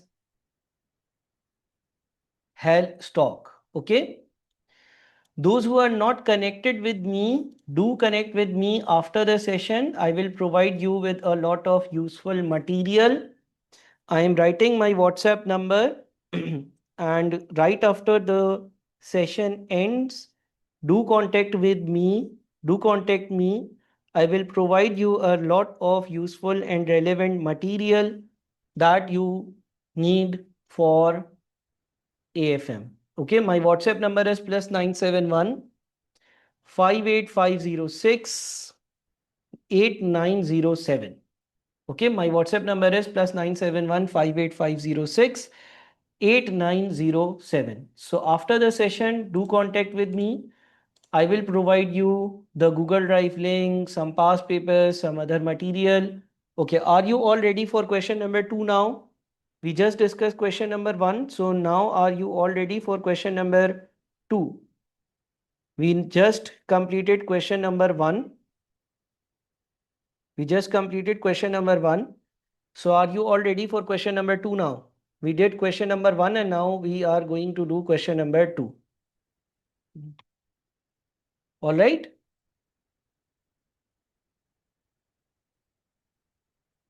Okay. So question number 2 is about mergers and acquisitions. Let's read the question. It says Helestra Company. Helestra Company is a listed company operating in the fitness club sector in the country of Genia. Helestra Company operates at the high price, high quality end of the sector. The facilities at its clubs include gyms, fitness classes, spas, and swimming pools. Helestra Company is strongly focused on customer satisfaction.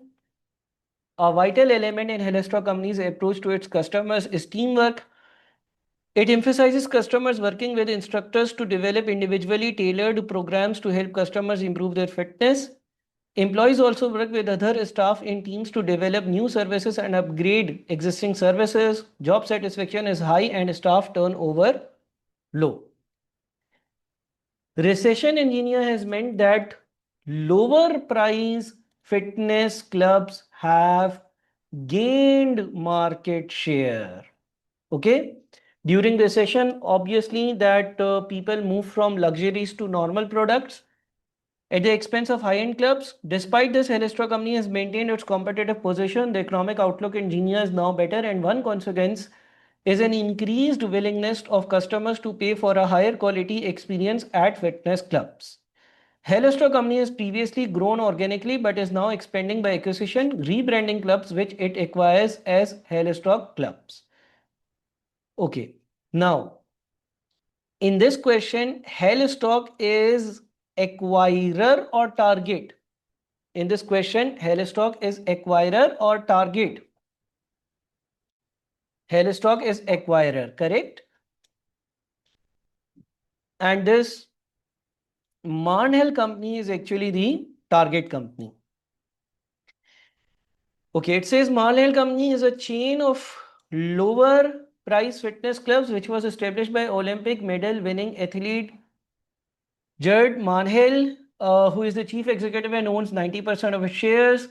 Marlin Company's clubs only offers gym facilities and fitness classes. Jared Marnell has taken a close interest in all the clubs and has specified the facilities and approach to fitness clubs at all the clubs. Staff at the clubs have little autonomy. Customer satisfaction has recently begun to fall due to the limited facilities the club offers and the lack of variety in the services provided. So the acquirer belongs to a high class service category and the target serves lower class category probably. Manel has said that Marlin Company could be sold for an appropriate amount, although he is willing to be involved in the management of the combined company. Helestrock Company's board will discuss bidding for Marnell Company at its next meeting. Helestrock Company's non-executive directors want to be sure that Helestrock receives sufficient value from the acquisition. The non-executive directors are concerned about whether Helestrock Company will be paying a fair price for Marnell Company and whether the expected figures for the combined company will be achieved. Helestra Company's chair has queried whether the acquisition will achieve synergies. He believes that differences in organizational culture, the lower quality of staff at Marnell and the reliance on the decision making of Marnell will cause significant difficulties in successfully integrating the two companies. Obviously, there are cultural differences. which makes difficulty for integration. He also believes that the combined company may lose current manual company customers who are price sensitive and do not wish to pay an increased membership fees. Obviously, the customer base is very different. Since the customer base is different, the other people may not, or these people who are having Manhal Club's membership may not agree to pay a lot of amount. Correct? All right. The current market value of Helixstock's equity is $210 million. Helixstock Company's finance director has estimated the value of Manhal Company to be 145.8 million based on a free cash flows growth rate of 5%. So this is the first numerical data. This is the first numerical data.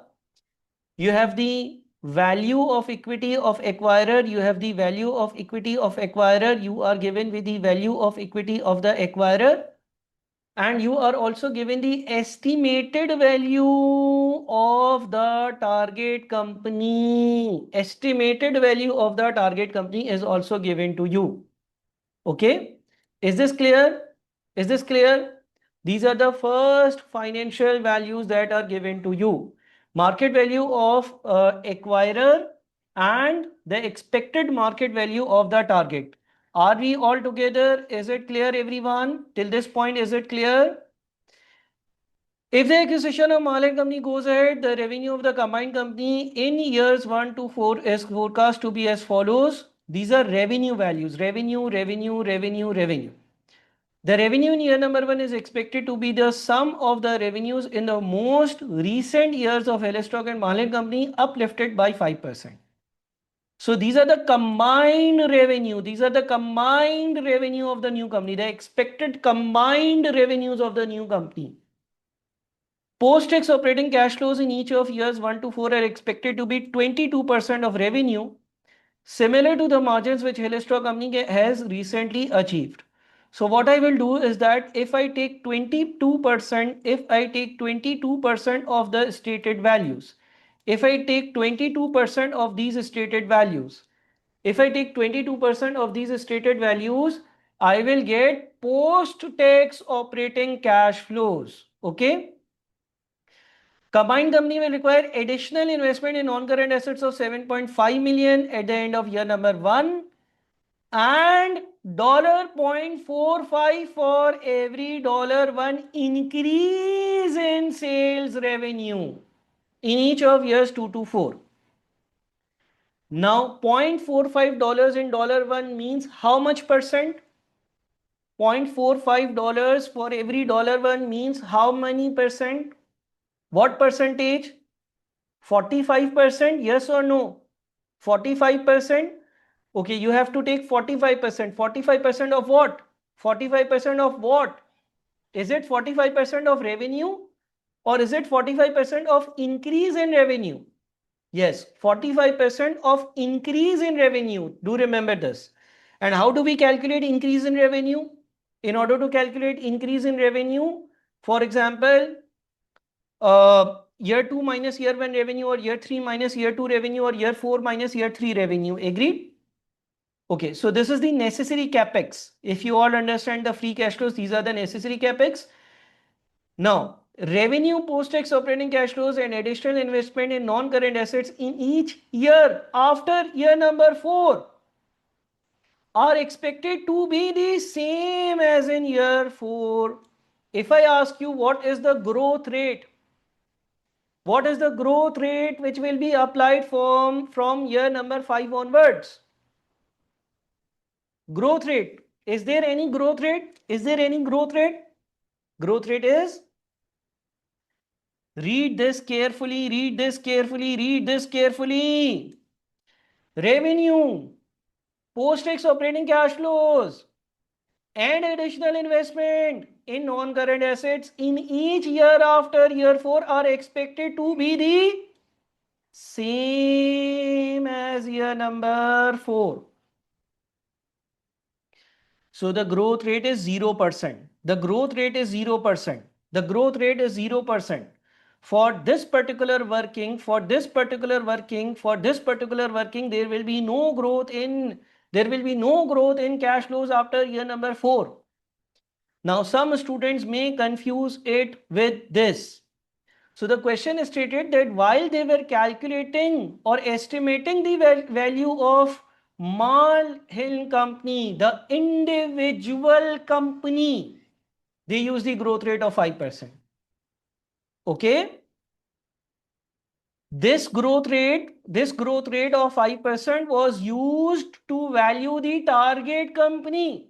This growth rate of 5% was used to value the target company. But right now we are working to value the combined company. For combined company, the growth rate is 0%. If I work out for the combined company, my growth rate is going to be 0%. Is it clear, everyone? Is it clear, everyone? Is it clear, everyone? Okay. Hailstock Company's finance director has estimated that the acquisition of Malik Company will create revenue and cost synergies after tax with a present value of 18.6 million in addition to the expected increase in revenue. Now, very important point, is this 18.6 million already incorporated above? Is this 18.6 million already incorporated above? No.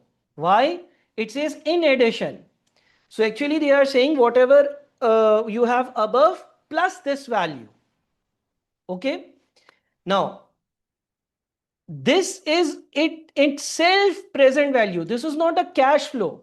Sometimes they will write that your post-tax cash flows will be 18.6 million more. Okay. But they are saying that the present value of 18.6 million, which means that it is already discounted. They are saying present value, which means that the synergistic benefits are already discounted. This 18.6 is not a cash flow. Do you understand this point? Do you understand this point? That 18.6 is not a cash flow. It is already a discounted value. Do you understand? You don't need to further discount it. You will directly add it in your answer. These are not cash flows. But sometimes in the question you have to read between the lines, you have to be very careful. Sometimes in the question they will say that there will be additional 18.6 million cash flows that will arise. But over here it is already a present value. Assume a post acquisition cost of capital of 11% and a target debt to equity ratio of 15:85. Now this means that which method are we going to use? Is it free cash flows to equity or free cash flows to firm? Is it free cash flows to equity or free cash flows to firm? Free cash flows to firm. Why? Because we are given cost of capital. And in order to calculate value of equity, what will we do? If I am using free cash flows to firm model and if I calculate market value of entire company, I need to deduct the value of debt. Over here, what I can do is that I know that the debt to equity ratio is 15:85. So I will take 85%.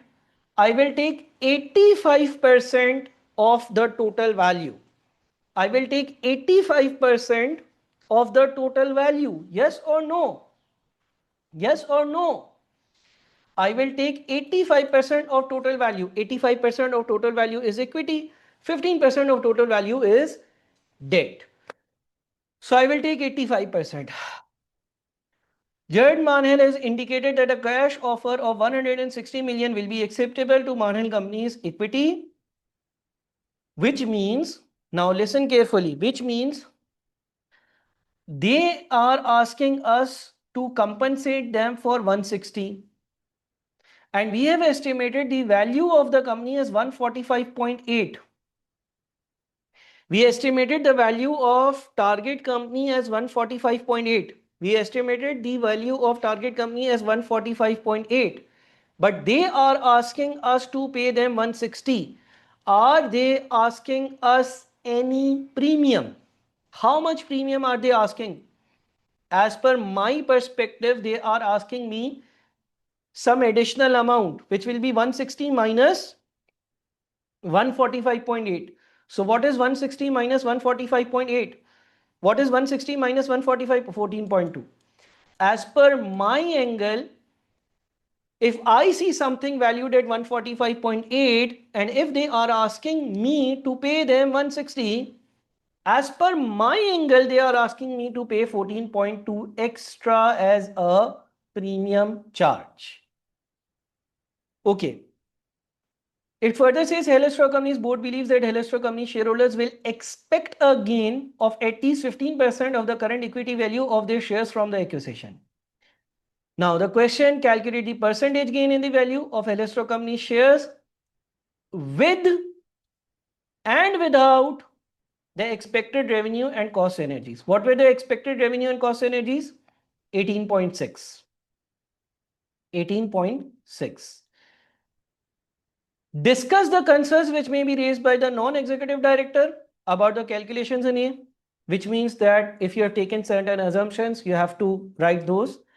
Recommend actions which may overcome the barriers to synergy identified by Halestock. Barriers to synergy means why both the companies cannot synchronize each other. Cultural differences, maybe, or maybe that the staff is not trained properly. I am operating at an elite class and they are serving a public at large. Okay.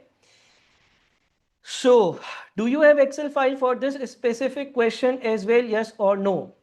Have you downloaded the Excel file for this question as well? Yes or no? Have you all downloaded the Excel file for this question as well? Yes or no? Quickly. Have you all downloaded the Excel file for this question as well? Yes or no? And those students who don't have these e-notes, they can obviously contact me after the session. I will guide them and I will share a lot of free resources with them as well. You have to note down my contact number as well. Please download the Excel file from the Google Drive. I have shared the Google Drive link as well. And let's solve this question. Okay. Let's solve this question as well. My WhatsApp number is +971 58506 8907. Okay. WhatsApp number for e-notes, for material, for some of the previous webinars. Do you have the webinar links of previous webinars where you can find interest rate, collars, hedging, money market, Dutch auction, and things like that? I will share a list with you of all these videos as well. So, without wasting any time, can we proceed? Can we start? Because we need to discuss this question as well as one more question as well. Or shall I give you a couple of minutes to reread the question? What do you all say? Do you want a 2 minutes time to reread the question PDF? Or shall I proceed and explain? Okay, take 2 minutes, not more than that. Take 2 minutes, not more than that, because we have very less time and we have to make sure that we discuss entire past paper properly and complete this specific question paper. Also, new students, note down my WhatsApp number. Right after the class, do approach me for a lot of resources that I can provide to you.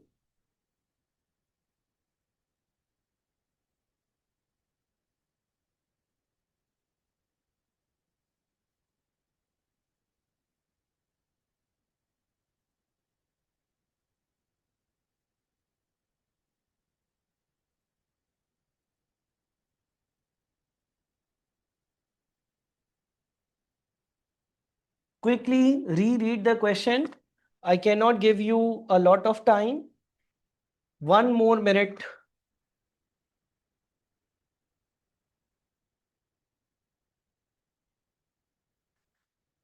All right, let's discuss the answer now. Okay.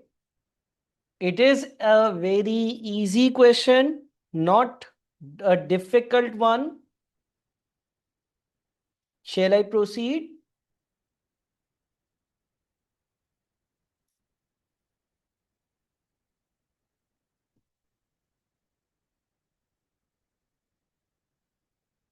Okay, shall I proceed? Please confirm me. I need 4-5 confirmations. All right. It was a very straightforward, easy, simple question to solve. Now, revenue was given to you and it was stated that post-tax operating cash flows are going to be 20%, 22%. Okay. Are these two lines clear? Revenue was given to you as it is, and it was stated that post-tax operating cash flows will be 22%. Is it clear? Revenue was given to you, and it was also stated that post-tax operating cash flows are going to be 22%. Clear? Okay. Now, as far as investment is concerned, initial investment was mentioned as it is. And for future years, it was stated that it will be 45% of increase in revenue. Increase in revenue means change in revenue. So 242 minus 230 multiplied by 0.45.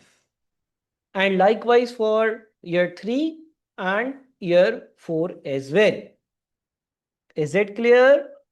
I need quick participation so that we can go to question number 3 as well. Very straightforward, very simple question. You just take difference of revenue and multiply it with 0.45. It was stated in the question that the incremental capital investment will be $0.45 for every $1, which means 45% of increase in revenue. Likewise for year 3 and year number 4. And we calculated these free cash flows. Everything clear till this point? I have highlighted a certain region. Is everything clear till this particular point? Yes or no?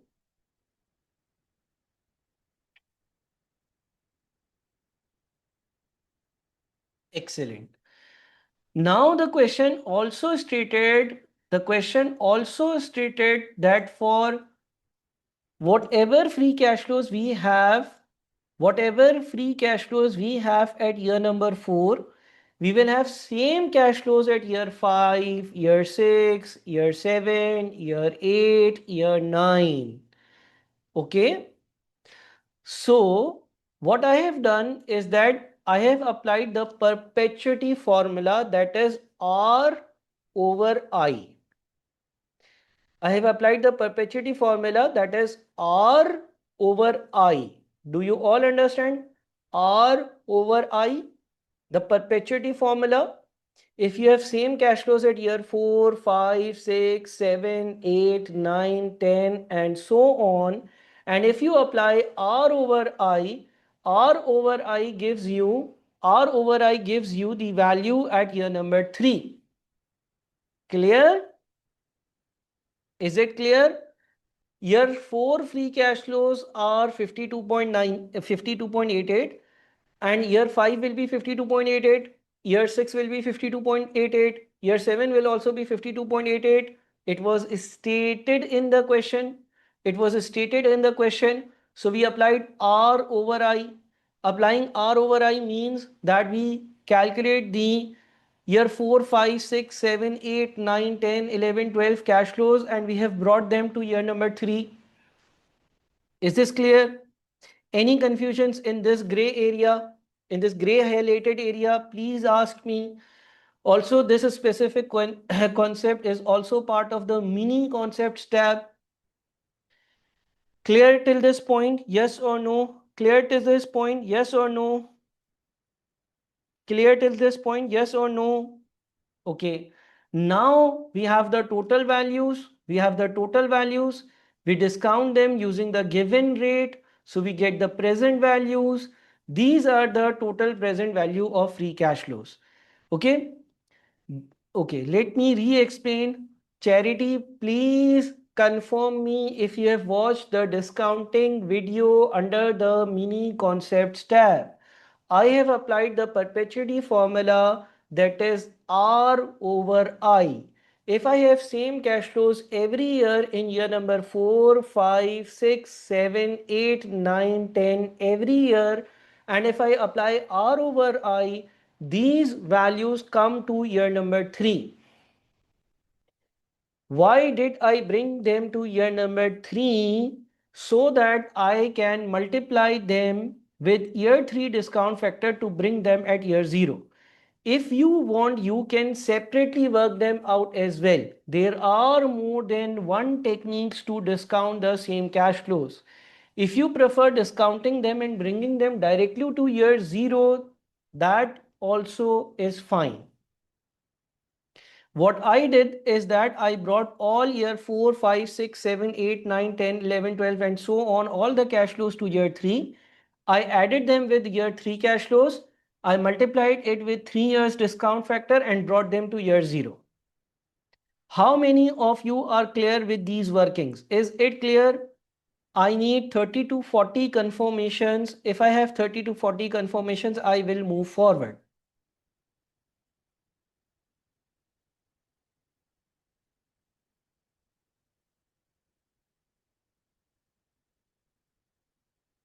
If there are any problems, ask me. Also, those who have just joined the session, and if you need September, December 2025 PDF file, Excel file, summary sheets, WhatsApp me. I will be providing them to you right after the session as well.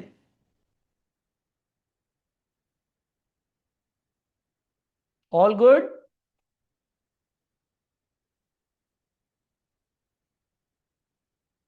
Why are we not using NPV formula in questions now? Yes, you can use the NPV formula as well. Yes, you can use the NPV formula as well. Okay. Shall I proceed quickly? Quick participation. All right. Now, the question wanted us to work out value with revenue and without revenue both. Present value of revenue and cost synergies of 18.6 were given to us. Estimated market value of the combined company, if I consider the revenue and cost synergies, will be 484.50, correct? 465.90 and 18.6. 465.90 and 18.6 is total 484.50, correct? Yes or no? Yes or no?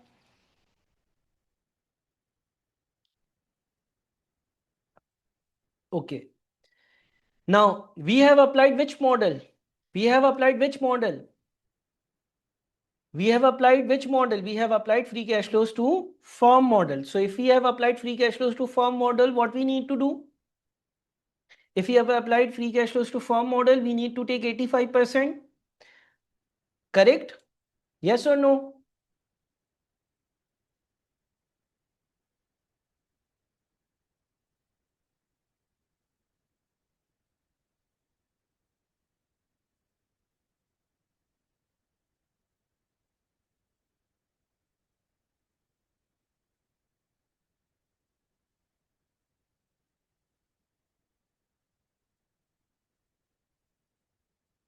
Okay. So now what I have done is that I have taken 85%. Why I have taken 85%? I have taken 85% because in the question it was stated that your debt to equity ratio will be 15 is to 85, which means that 85% will be equity. Okay.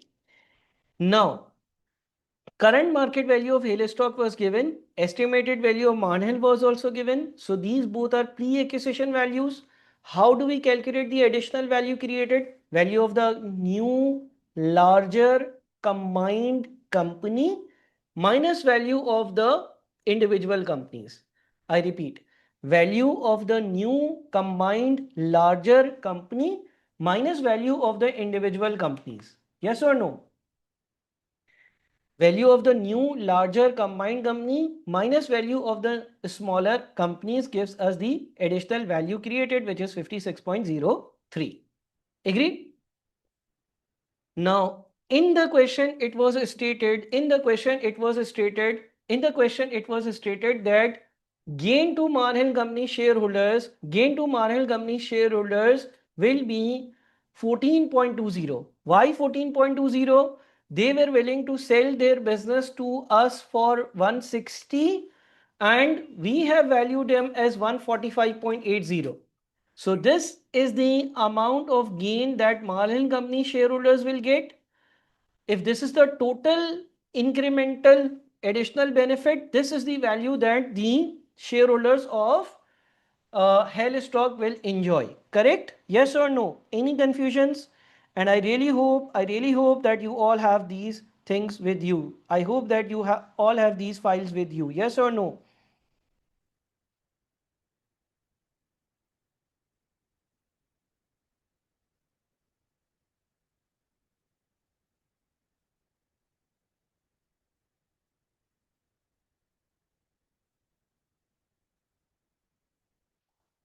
All right. So additional value, this is the total additional value that was created. This is the value that we have given to Marnhill. So if we give this value to Marnhill, this is the incremental benefits that will come to me. If these are the incremental benefits that will come to me, the percentage gain is calculated as the gain divided by your original value, which gives you 19.92%. Okay? Gain divided by original value, which gives you 19.92%. Okay? All good?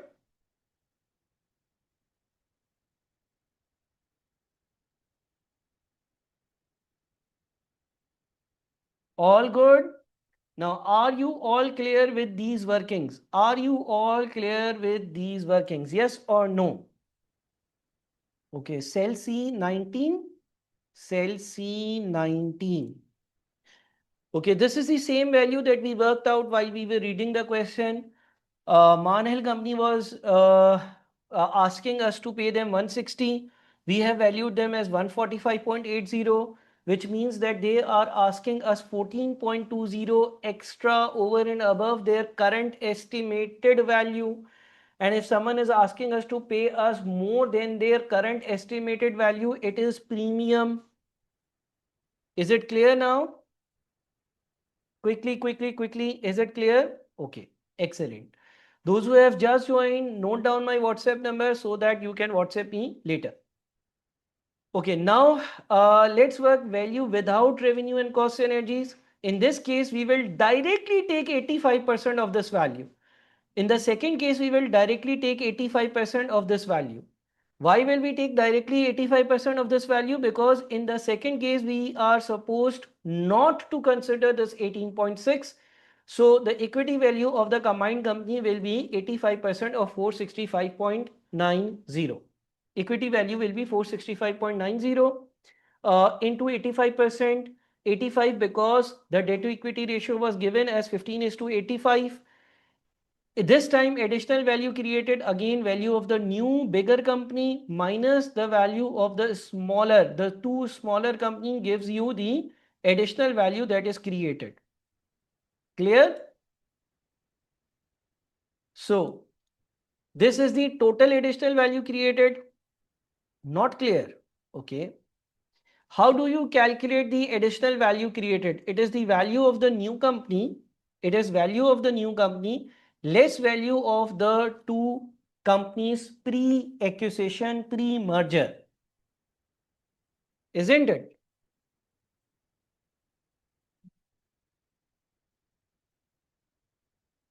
Understood?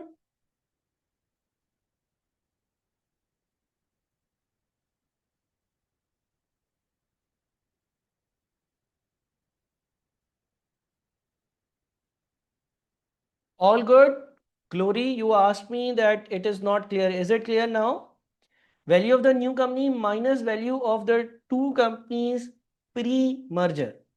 So this is the additional value created in second case. Again, consideration required and the value of the target was given to us, which means that target needs a gain of 14.2.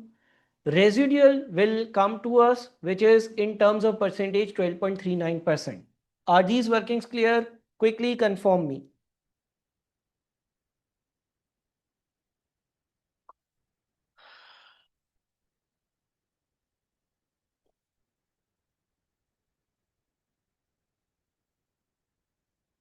All good?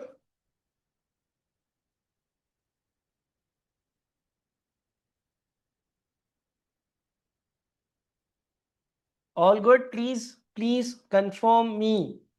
Okay, excellent. Now let's to move to the theoretical area of this question. You all have this file, you all have this file, you all have this file with you. You have to make sure that if you have just joined, do WhatsApp me right after the session. I will provide you a lot of documents, content, summary, links to some previous webinars as well. Is this clear? The computational area of question number 2. This is the computational area of question number 2. So shall we move to the theoretical area now? Shall we move to theory of question number 2 now? Okay, let's now discuss the theory of question number 2. And again, I have prepared a document which discusses all the theory of question number 2, which we are going to do now. So let's go to the theory area now for question number 2. Just give me a minute's time. Let me open the theory area. Okay, can you see the question now? Okay, so first part was calculate the percentage gain in the value of Stock Company shares with and without the expected revenue and cost synergies. We have already done that. Second one was discuss the concerns which may be raised by the non-executive director about the calculation. Basically, these are the problems of mergers and acquisition, correct? Recommend actions which may overcome the barriers to synergies identified by Stock Company's chair. So let's go through the summary. Okay. Screen is visible? Yes or no? All right. Now, what are the problems? Number one, the free cash flows growth rate of 5% may be doubtful given that Marhel company has been experiencing falling customer satisfaction. Now, we valued the target company using a growth rate of 5%.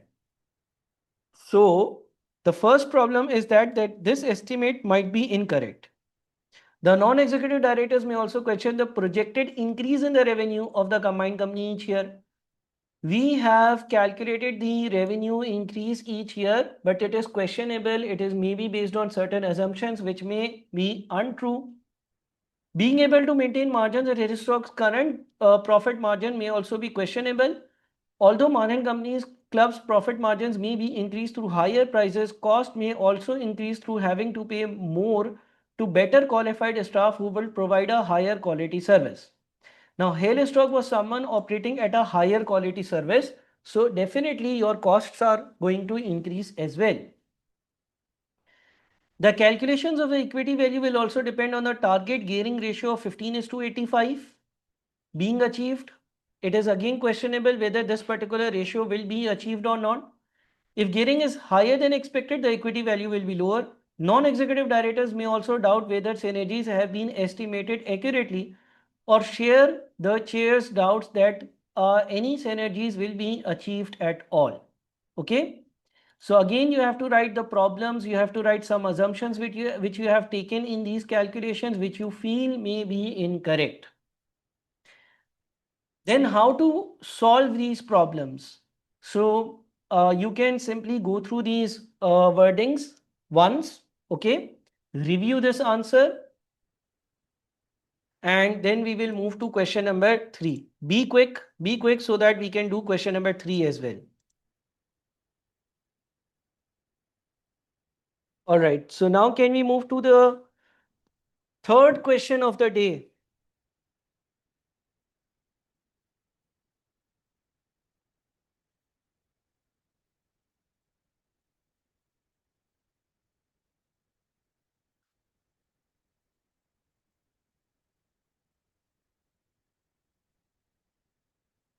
All right, let's move to the third question of the day.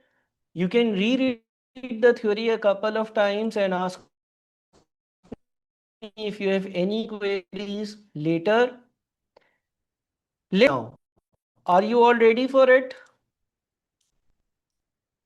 Are you all ready for the third question? We need to do it quickly. We need to do it quickly. . . . . . . . . . . . . . . . . . . . . . . . . . . . . . . . . . . . . . . . . . . . . . . . . . . . . . . . . . . . . . . . . . . . . . . . . .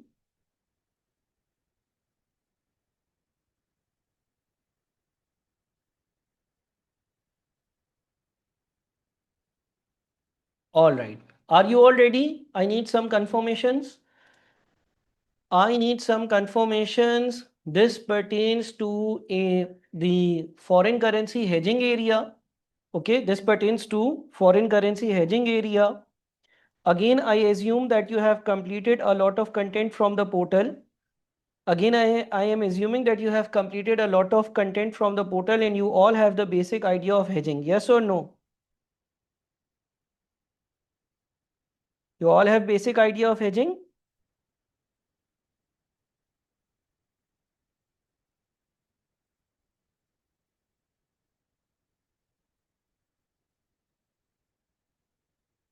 Okay. Let's begin. It says Passport Company is a company based in the USA. Passport Company is a company based in the USA. It supplies semiconductors mainly to its home country but has recently started to expand internationally with a particular focus on Asia. Passport Company has made a number of significant sales in India and its board plans to ultimately to set up subsidiaries there and in other Asian countries. Okay. So two countries are involved, USA and India. Okay, USA and India. Passport Company's board is currently considering the infrastructure which the company will need in the longer term if it expands in Asia. At present, all treasury activities are carried out by the finance department, but the finance director has suggested establishing a separate treasury department. Before agreeing to this proposal, Passport Company's chief executive wants to be sure that the Treasury Department will make positive financial contributions by maximizing income or saving cost. Okay, so probably they were currently working with a centralized department and now they want to decentralize the Treasury Department. It is 1st Feb. Now this date is very important. It is 1st Feb. Do note this that it is 1st of Feb right now. Okay. Passport Company has just agreed a major sale in India where the customer will pay 202 million rupees for the order on 31st of August. Okay, so how many months? How many months? 1st Feb to 31st of August. How many months? Quickly, how many months? Feb, March, April, May, June, July, and August. 7 months. And you are receiving foreign currency. You are receiving foreign currency. You will receive 202 million. Okay. So what are you worried about? You will be converting them into your local currency and you will be worried that on 31st August, what if you receive less number of local currency units? Passport Company's finance director is considering using forward contracts, futures, or traded options to hedge this receipt and needs calculations combining these instruments. Exchange rates quoted as rupee per dollar one. Exchange rate quoted as rupee per dollar one. Now you are given with the spot rate. What does a spot rate mean? Spot rate is the rate prevailing today, correct? And the spot rate prevailing today means which date? As per this question, which date? 1st Feb. Okay? 1st Feb. Okay, now you will give rupees to the dealer and you will receive dollars from him. Yes or no? You will give rupees to the dealer and take dollars from him. And what is the general rule to remember the rates? What is the general rule to remember the rates? How do we remember the rates? What we do? The dealer will always take advantage. The dealer will always take advantage. Now, how are the rates given in the question? R per dollar one. R means rupees. R per dollar one means that the 69.9547 and 70.2414 are rupees. In this question, which rate is applicable? 69.9547 or 70.2414? Why 70.2414? Because the dealer always takes advantage. This is the simplest and easiest method to remember the rates. So I will go to the dealer, I will give him rupees. I will go to the dealer and I will give him rupees and he will give me dollar. I will give rupees to the dealer and the dealer is going to give me dollar. For every $1, for every $1, he will ask me for more quantity of rupees. For every $1, he will ask me for more quantity of rupees. Okay?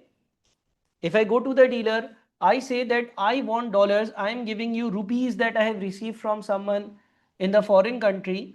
The dealer is going to say that I will give you dollars for every 70.2414 rupees. Is this clear? Is this clear?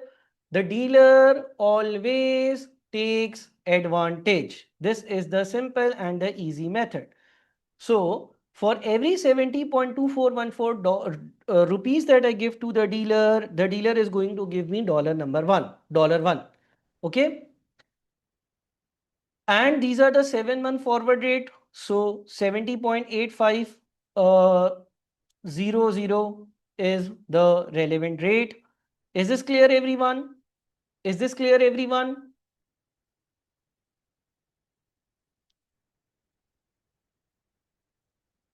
Is this clear, everyone? Excellent. Okay, now currency futures, contract size rupee 5 million, prices quoted rupees $1. Now you have March value, you have June value, you have September value. Okay. There are two methods for futures. There are two methods for futures. What are those two methods? If someone have watched all the lessons, if the someone has watched all the lessons, they know that there are two methods. First one is lock-in rate, and what is the other method? First one is the lock-in rate and the other method is leave the transaction at risk and buy now sell later or sell now buy later. Okay, this is very important. Some students skip content from the portal. There are two methods. Number one, leave transaction at risk and trade futures.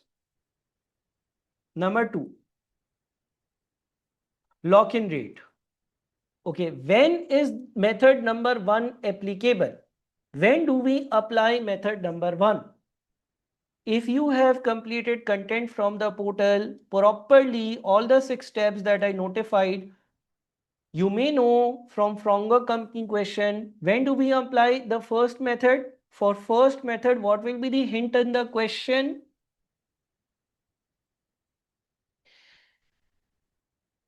Anyone good with Forex? Excellent, Fatma. Excellent, Warnant. For the first method, the question gives us the spot rate or the expected spot rate on the date of transaction. Excellent. For method number 1, which is leave transaction at risk and trade in the futures, buy now, sell later, or sell now, buy later, buy now, sell later, or sell now, buy later, what are we given? We are given with the spot rate on the date of transaction. Now this concept is very important, which many students skip out because they do selective study, they don't cover entire portal. This is very important. In other cases, lock-in rate is applied. Which method is preferred? The first method is the one that you have to do. The first method is the one that you will do. But for this first method, you need the spot rate at the date of transaction. Understood? Clear? Okay. So, if you don't have this knowledge, you have to actually look into it. Okay, now currency option contract size again 5 million. Exercise price quoted as rupee $1. Now exercise price and premium have no connection with them. Over here exercise price quoted is as rupee $1 and the premium is US cents per rupee 100. For every 100 rupees that you hedge, you have to pay this much cents of premium. Now, are we paying premium in the local currency or the foreign currency? Are we paying premium in the local currency or the foreign currency? There are different cases. Sometimes premium is being paid in the local currency. Sometimes the premium is paid in the foreign currency. Over here, premium is paid in US cents. It is easier case. This is an easy case. If you have to pay the premium in the local currency, it is an easy case. However, if you have to pay premium in foreign currency, you will need to convert the payment of the foreign currency into the local rate as well. Okay. All right, currency options are given, contract size is given, everything is given to us. Assume future and option contracts mature at the month end. Basis can be assumed to diminish to zero at contract maturity at a constant rate based on monthly time intervals. It can also be assumed that there is no basis risk.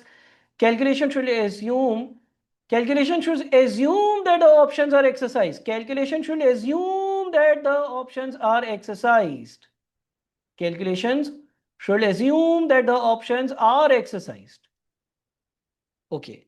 Now let's go back to the first method. Forward contract. 7-month forward contract rates are given to us. Forward contract concept for forward contract working is very easy.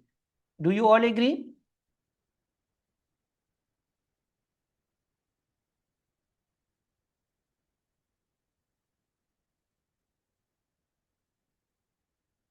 Okay. So wait a second, just give me 1 minute.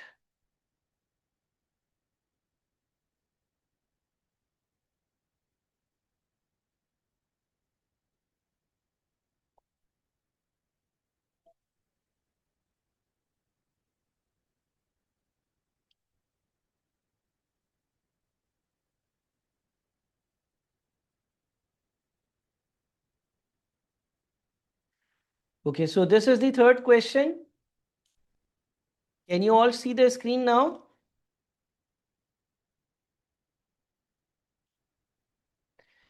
Let's discuss the forwards. Let's discuss the forwards first. Forwards is very simple. Forwards is very easy. You simply divide the total amount with the exchange rate. The applicable rate is 70.85. Is this clear, everyone? Now, when do we divide? When do we multiply? Is a very basic thing. I have covered it in the mini concepts tab. Over here, we know that we have to convert 202 million rupees into dollars, and every $1 is worth 70.85. So in 202 million, how many 70.85s do we have? 2851094. Is this clear, everyone? I hope that at this level you are not confused about whether we need to divide or multiply. Agreed?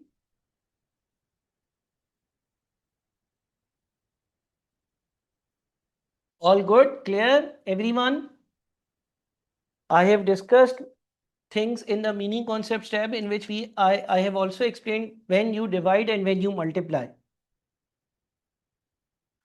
Okay, we know that 70.85 rupees is equals to $1.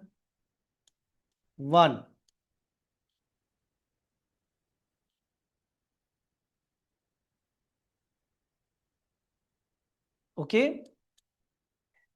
Now, if I know that 70.85 Indian rupees will be equal to $1, so I have to find out how many 70.85 we have in 202 million. Or otherwise, using this equation, you can convert both the sides and make this left hand side 202. In order to make this left hand side 202, what will you do? You need to multiply both sides of equal to by 202 divided by 70.85. Agreed? In maths, we can multiply and divide both sides by same number. So if I multiply the right and the left hand side of equation by 202 over 70.85, this is going to become 202, and this will become the amount that is stated. This is $202 million. Again, this is very basic division that I have discussed. I hope that majority of you are clear about why I have divided, or do you want me to explain on Excel file? Do you want me to invest time and explain why we have divided, or it is okay? Quickly, please confirm. No? All right. Then in case of futures, we are selling the September futures. Why September futures? We go for the first future after the transaction date. So my transaction date was 31st August, and the first most relevant future contracts right after the transaction date are September futures. In this question, can we apply the concept of lock-in rate? Can we apply the concept of lock-in rate? Yes or no? Yes. Why? What is the reason? Why can I use the lock-in rate? I can use the lock-in rate because spot rate on the date of transaction is not given. Excellent. Now you calculate the number of contracts. 202 divided by 5 is 40 contracts. Okay. You will go for 40 contracts. There will be some amount which is unhedged. There will be some amount which will be unhedged. Clear? Do you want me to work it out in Excel? I hope that majority of you have completed the lessons. They know the basics. So 202 million is the total amount that we need to hedge, divided by 5 million. 5 million is the amount of one contract. It gives us 40.4, which is effectively 40 contracts. So there will be some unhedged amount as well. What will be the unhedged amount?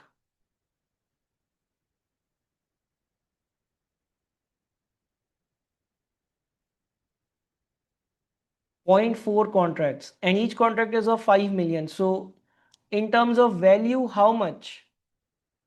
2 million. Okay. But you can see that the examiner has been lenient, and they are saying that if someone uses 40 contracts and if they work out without under or over hedging, it is fine. However, in the past exam papers, you can see that many times they also work out the unhedged amount. Now we will calculate the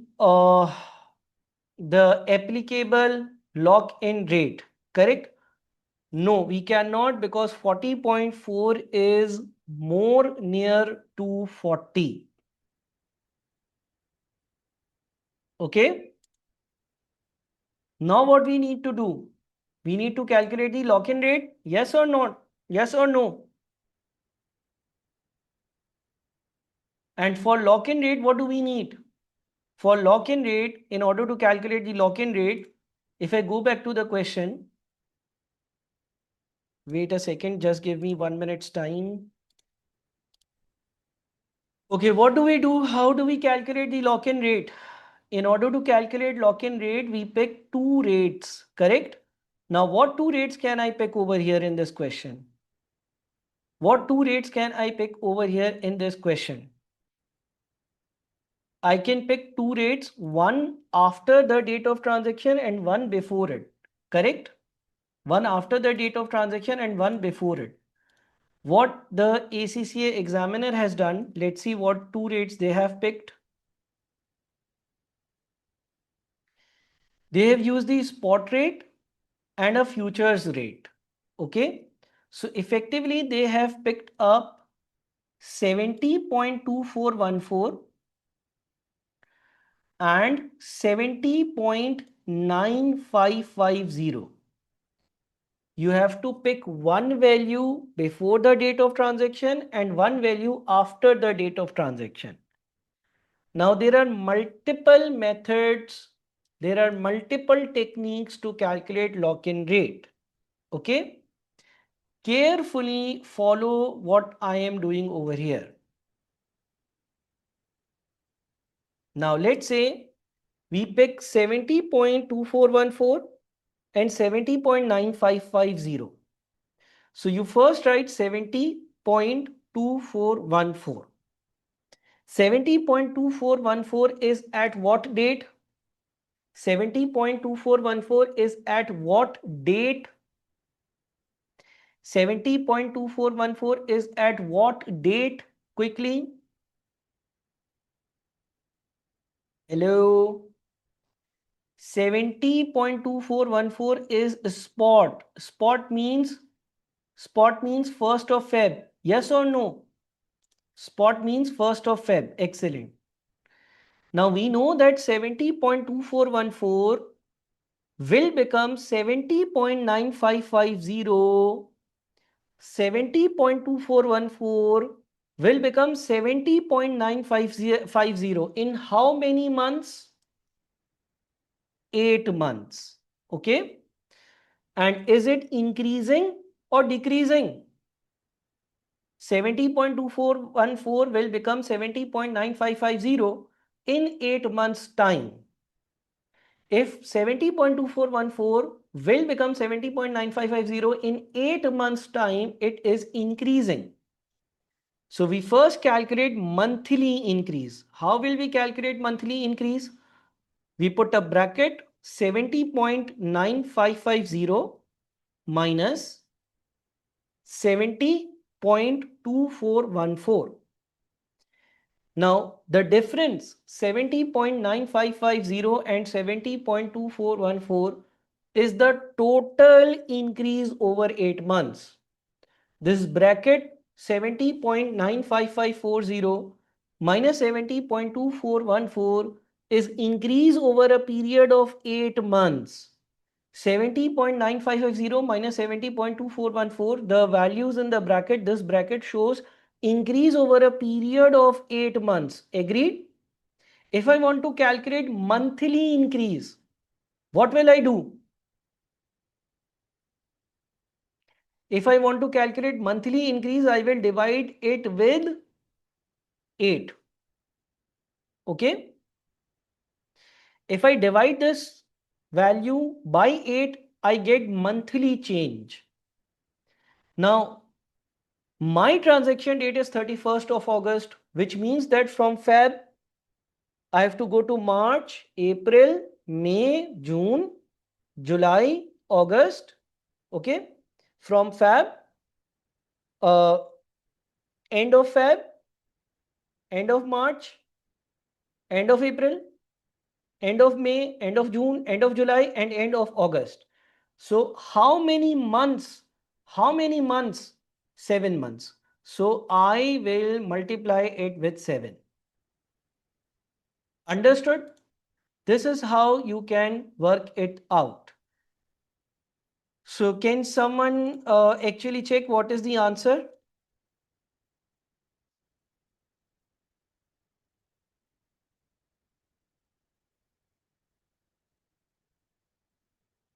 70.9550 minus 70.2414 gives you increase of 8 months, divided by 8 gives you monthly increase, multiplied by 7 gives you increase of 7 months, and adding the base value of 70, this gives you 70.8658.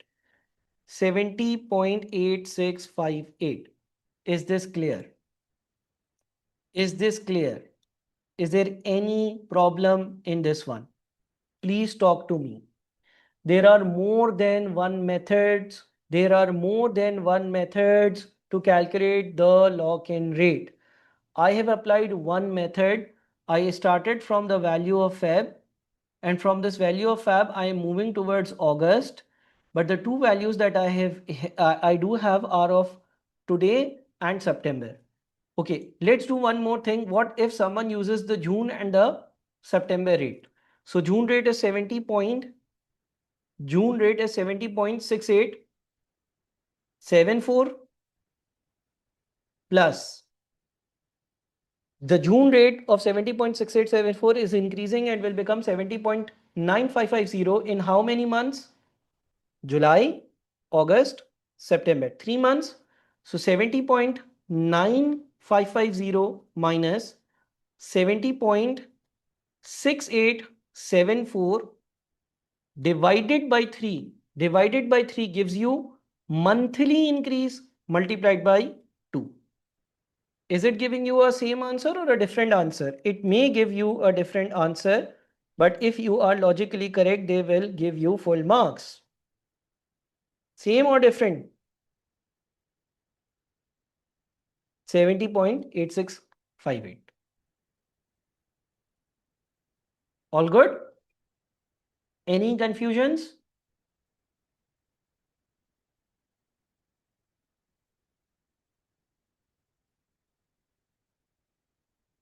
First explain the 2 and 3. Okay. This June value stands at end of June. Okay, let me re-explain. 70.6874 stands at 30th June. 70.6874 stands at 30th June, correct? 70.6874 stands at 30th June. Now we know that this 30th June value will become 70.9550 over how many months? July, August, September. July, August, September. 3 months. So we calculate the difference divided by 3 to get monthly increase. Difference divided by 3 gives you monthly increase.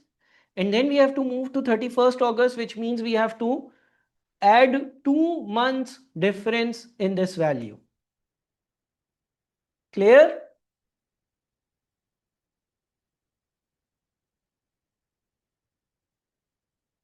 All right. So now you use this specific rate to convert entire value. You can see that they have calculated the same value. Again, yes, from June only.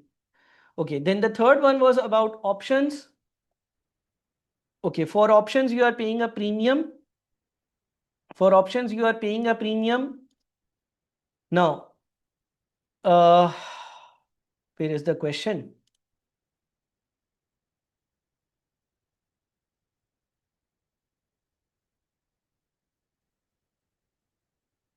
Let me reopen the file. The question suddenly disappeared probably.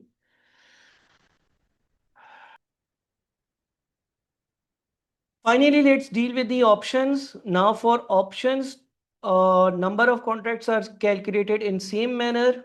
Okay. One important thing in the options is that you have to decide whether you will be going for call options or the put options.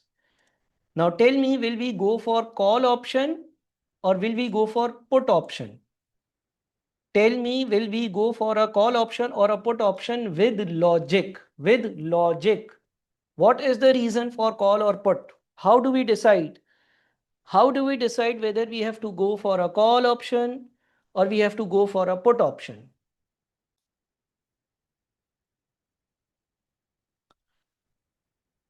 How do we decide? We decide using contract currency. Okay. The first thing is to note down the contract currency. Contract currency in this question is rupees or dollar.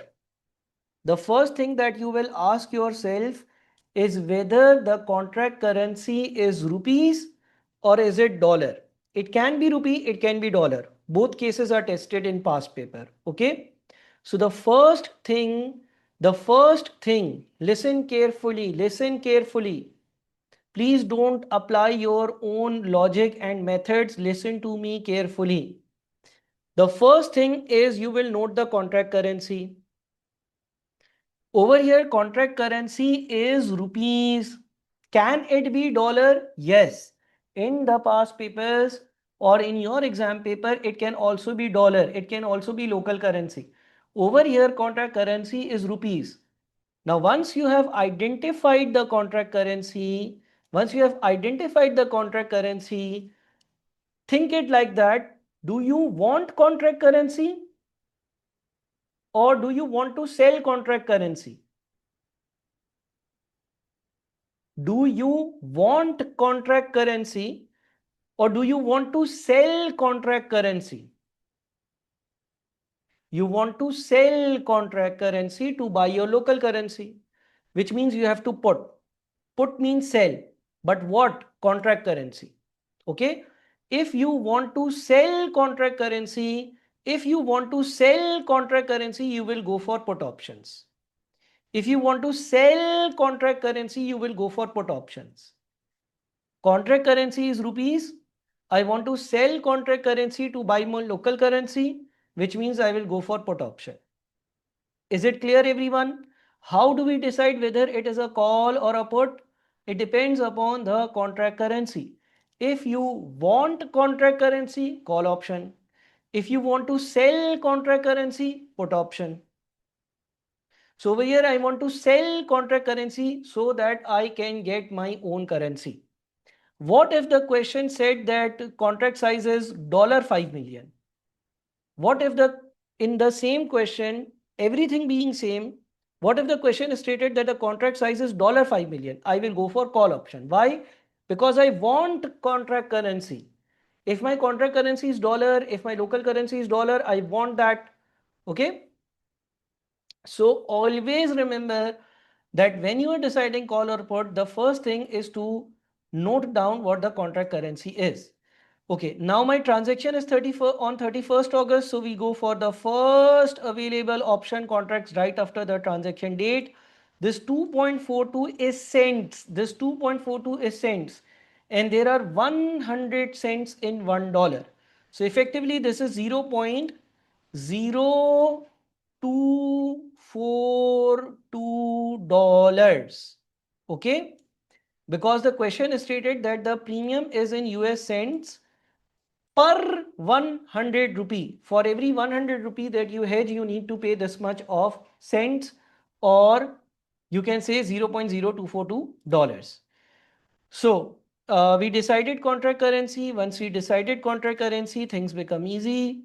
We are going for put options. Purchase our September put options. 40 contracts. For 40 contracts, this is the amount of premium that we need to pay, and it is denoted over here. Okay, this is the amount of premium which we are paying, and if we convert, this is the exercise price given. Exercise price is given, we divide the total amount by the exercise price, and this is the net result of the option contracts. Is it clear, everyone?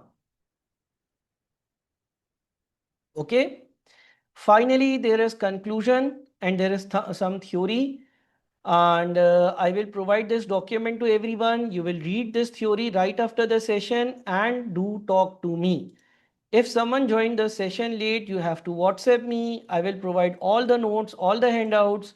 Redo the same September, December 2025 past paper and consult me for queries. What do I want to repeat? Sir, can you explain when we add unhedged receipts? Okay, if some receipts are unhedged, we have to add them. Ideally, even in this question, you need to account for the unhedged amount. Unhedged amount has to be converted at the expected spot rate on the date of transaction or the forward contract rate and add it.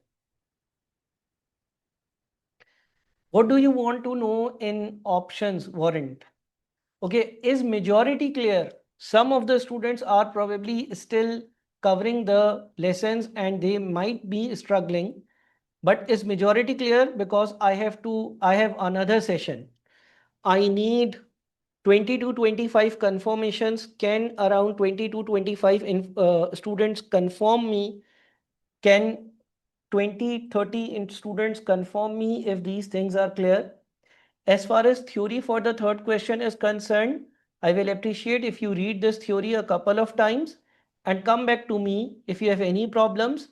Actually, I have another session and we have already spent 3 hours 13 minutes. We have a session tomorrow as well. Do you all remember?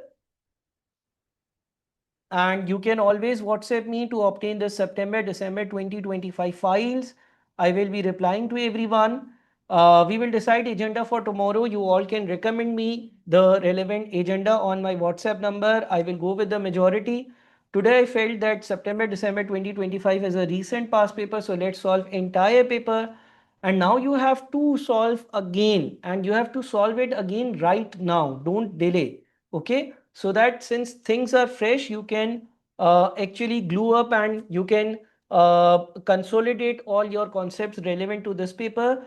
I hope that this session was very, very helpful because we did solve three questions. We discussed report, we discussed format, we discussed theory.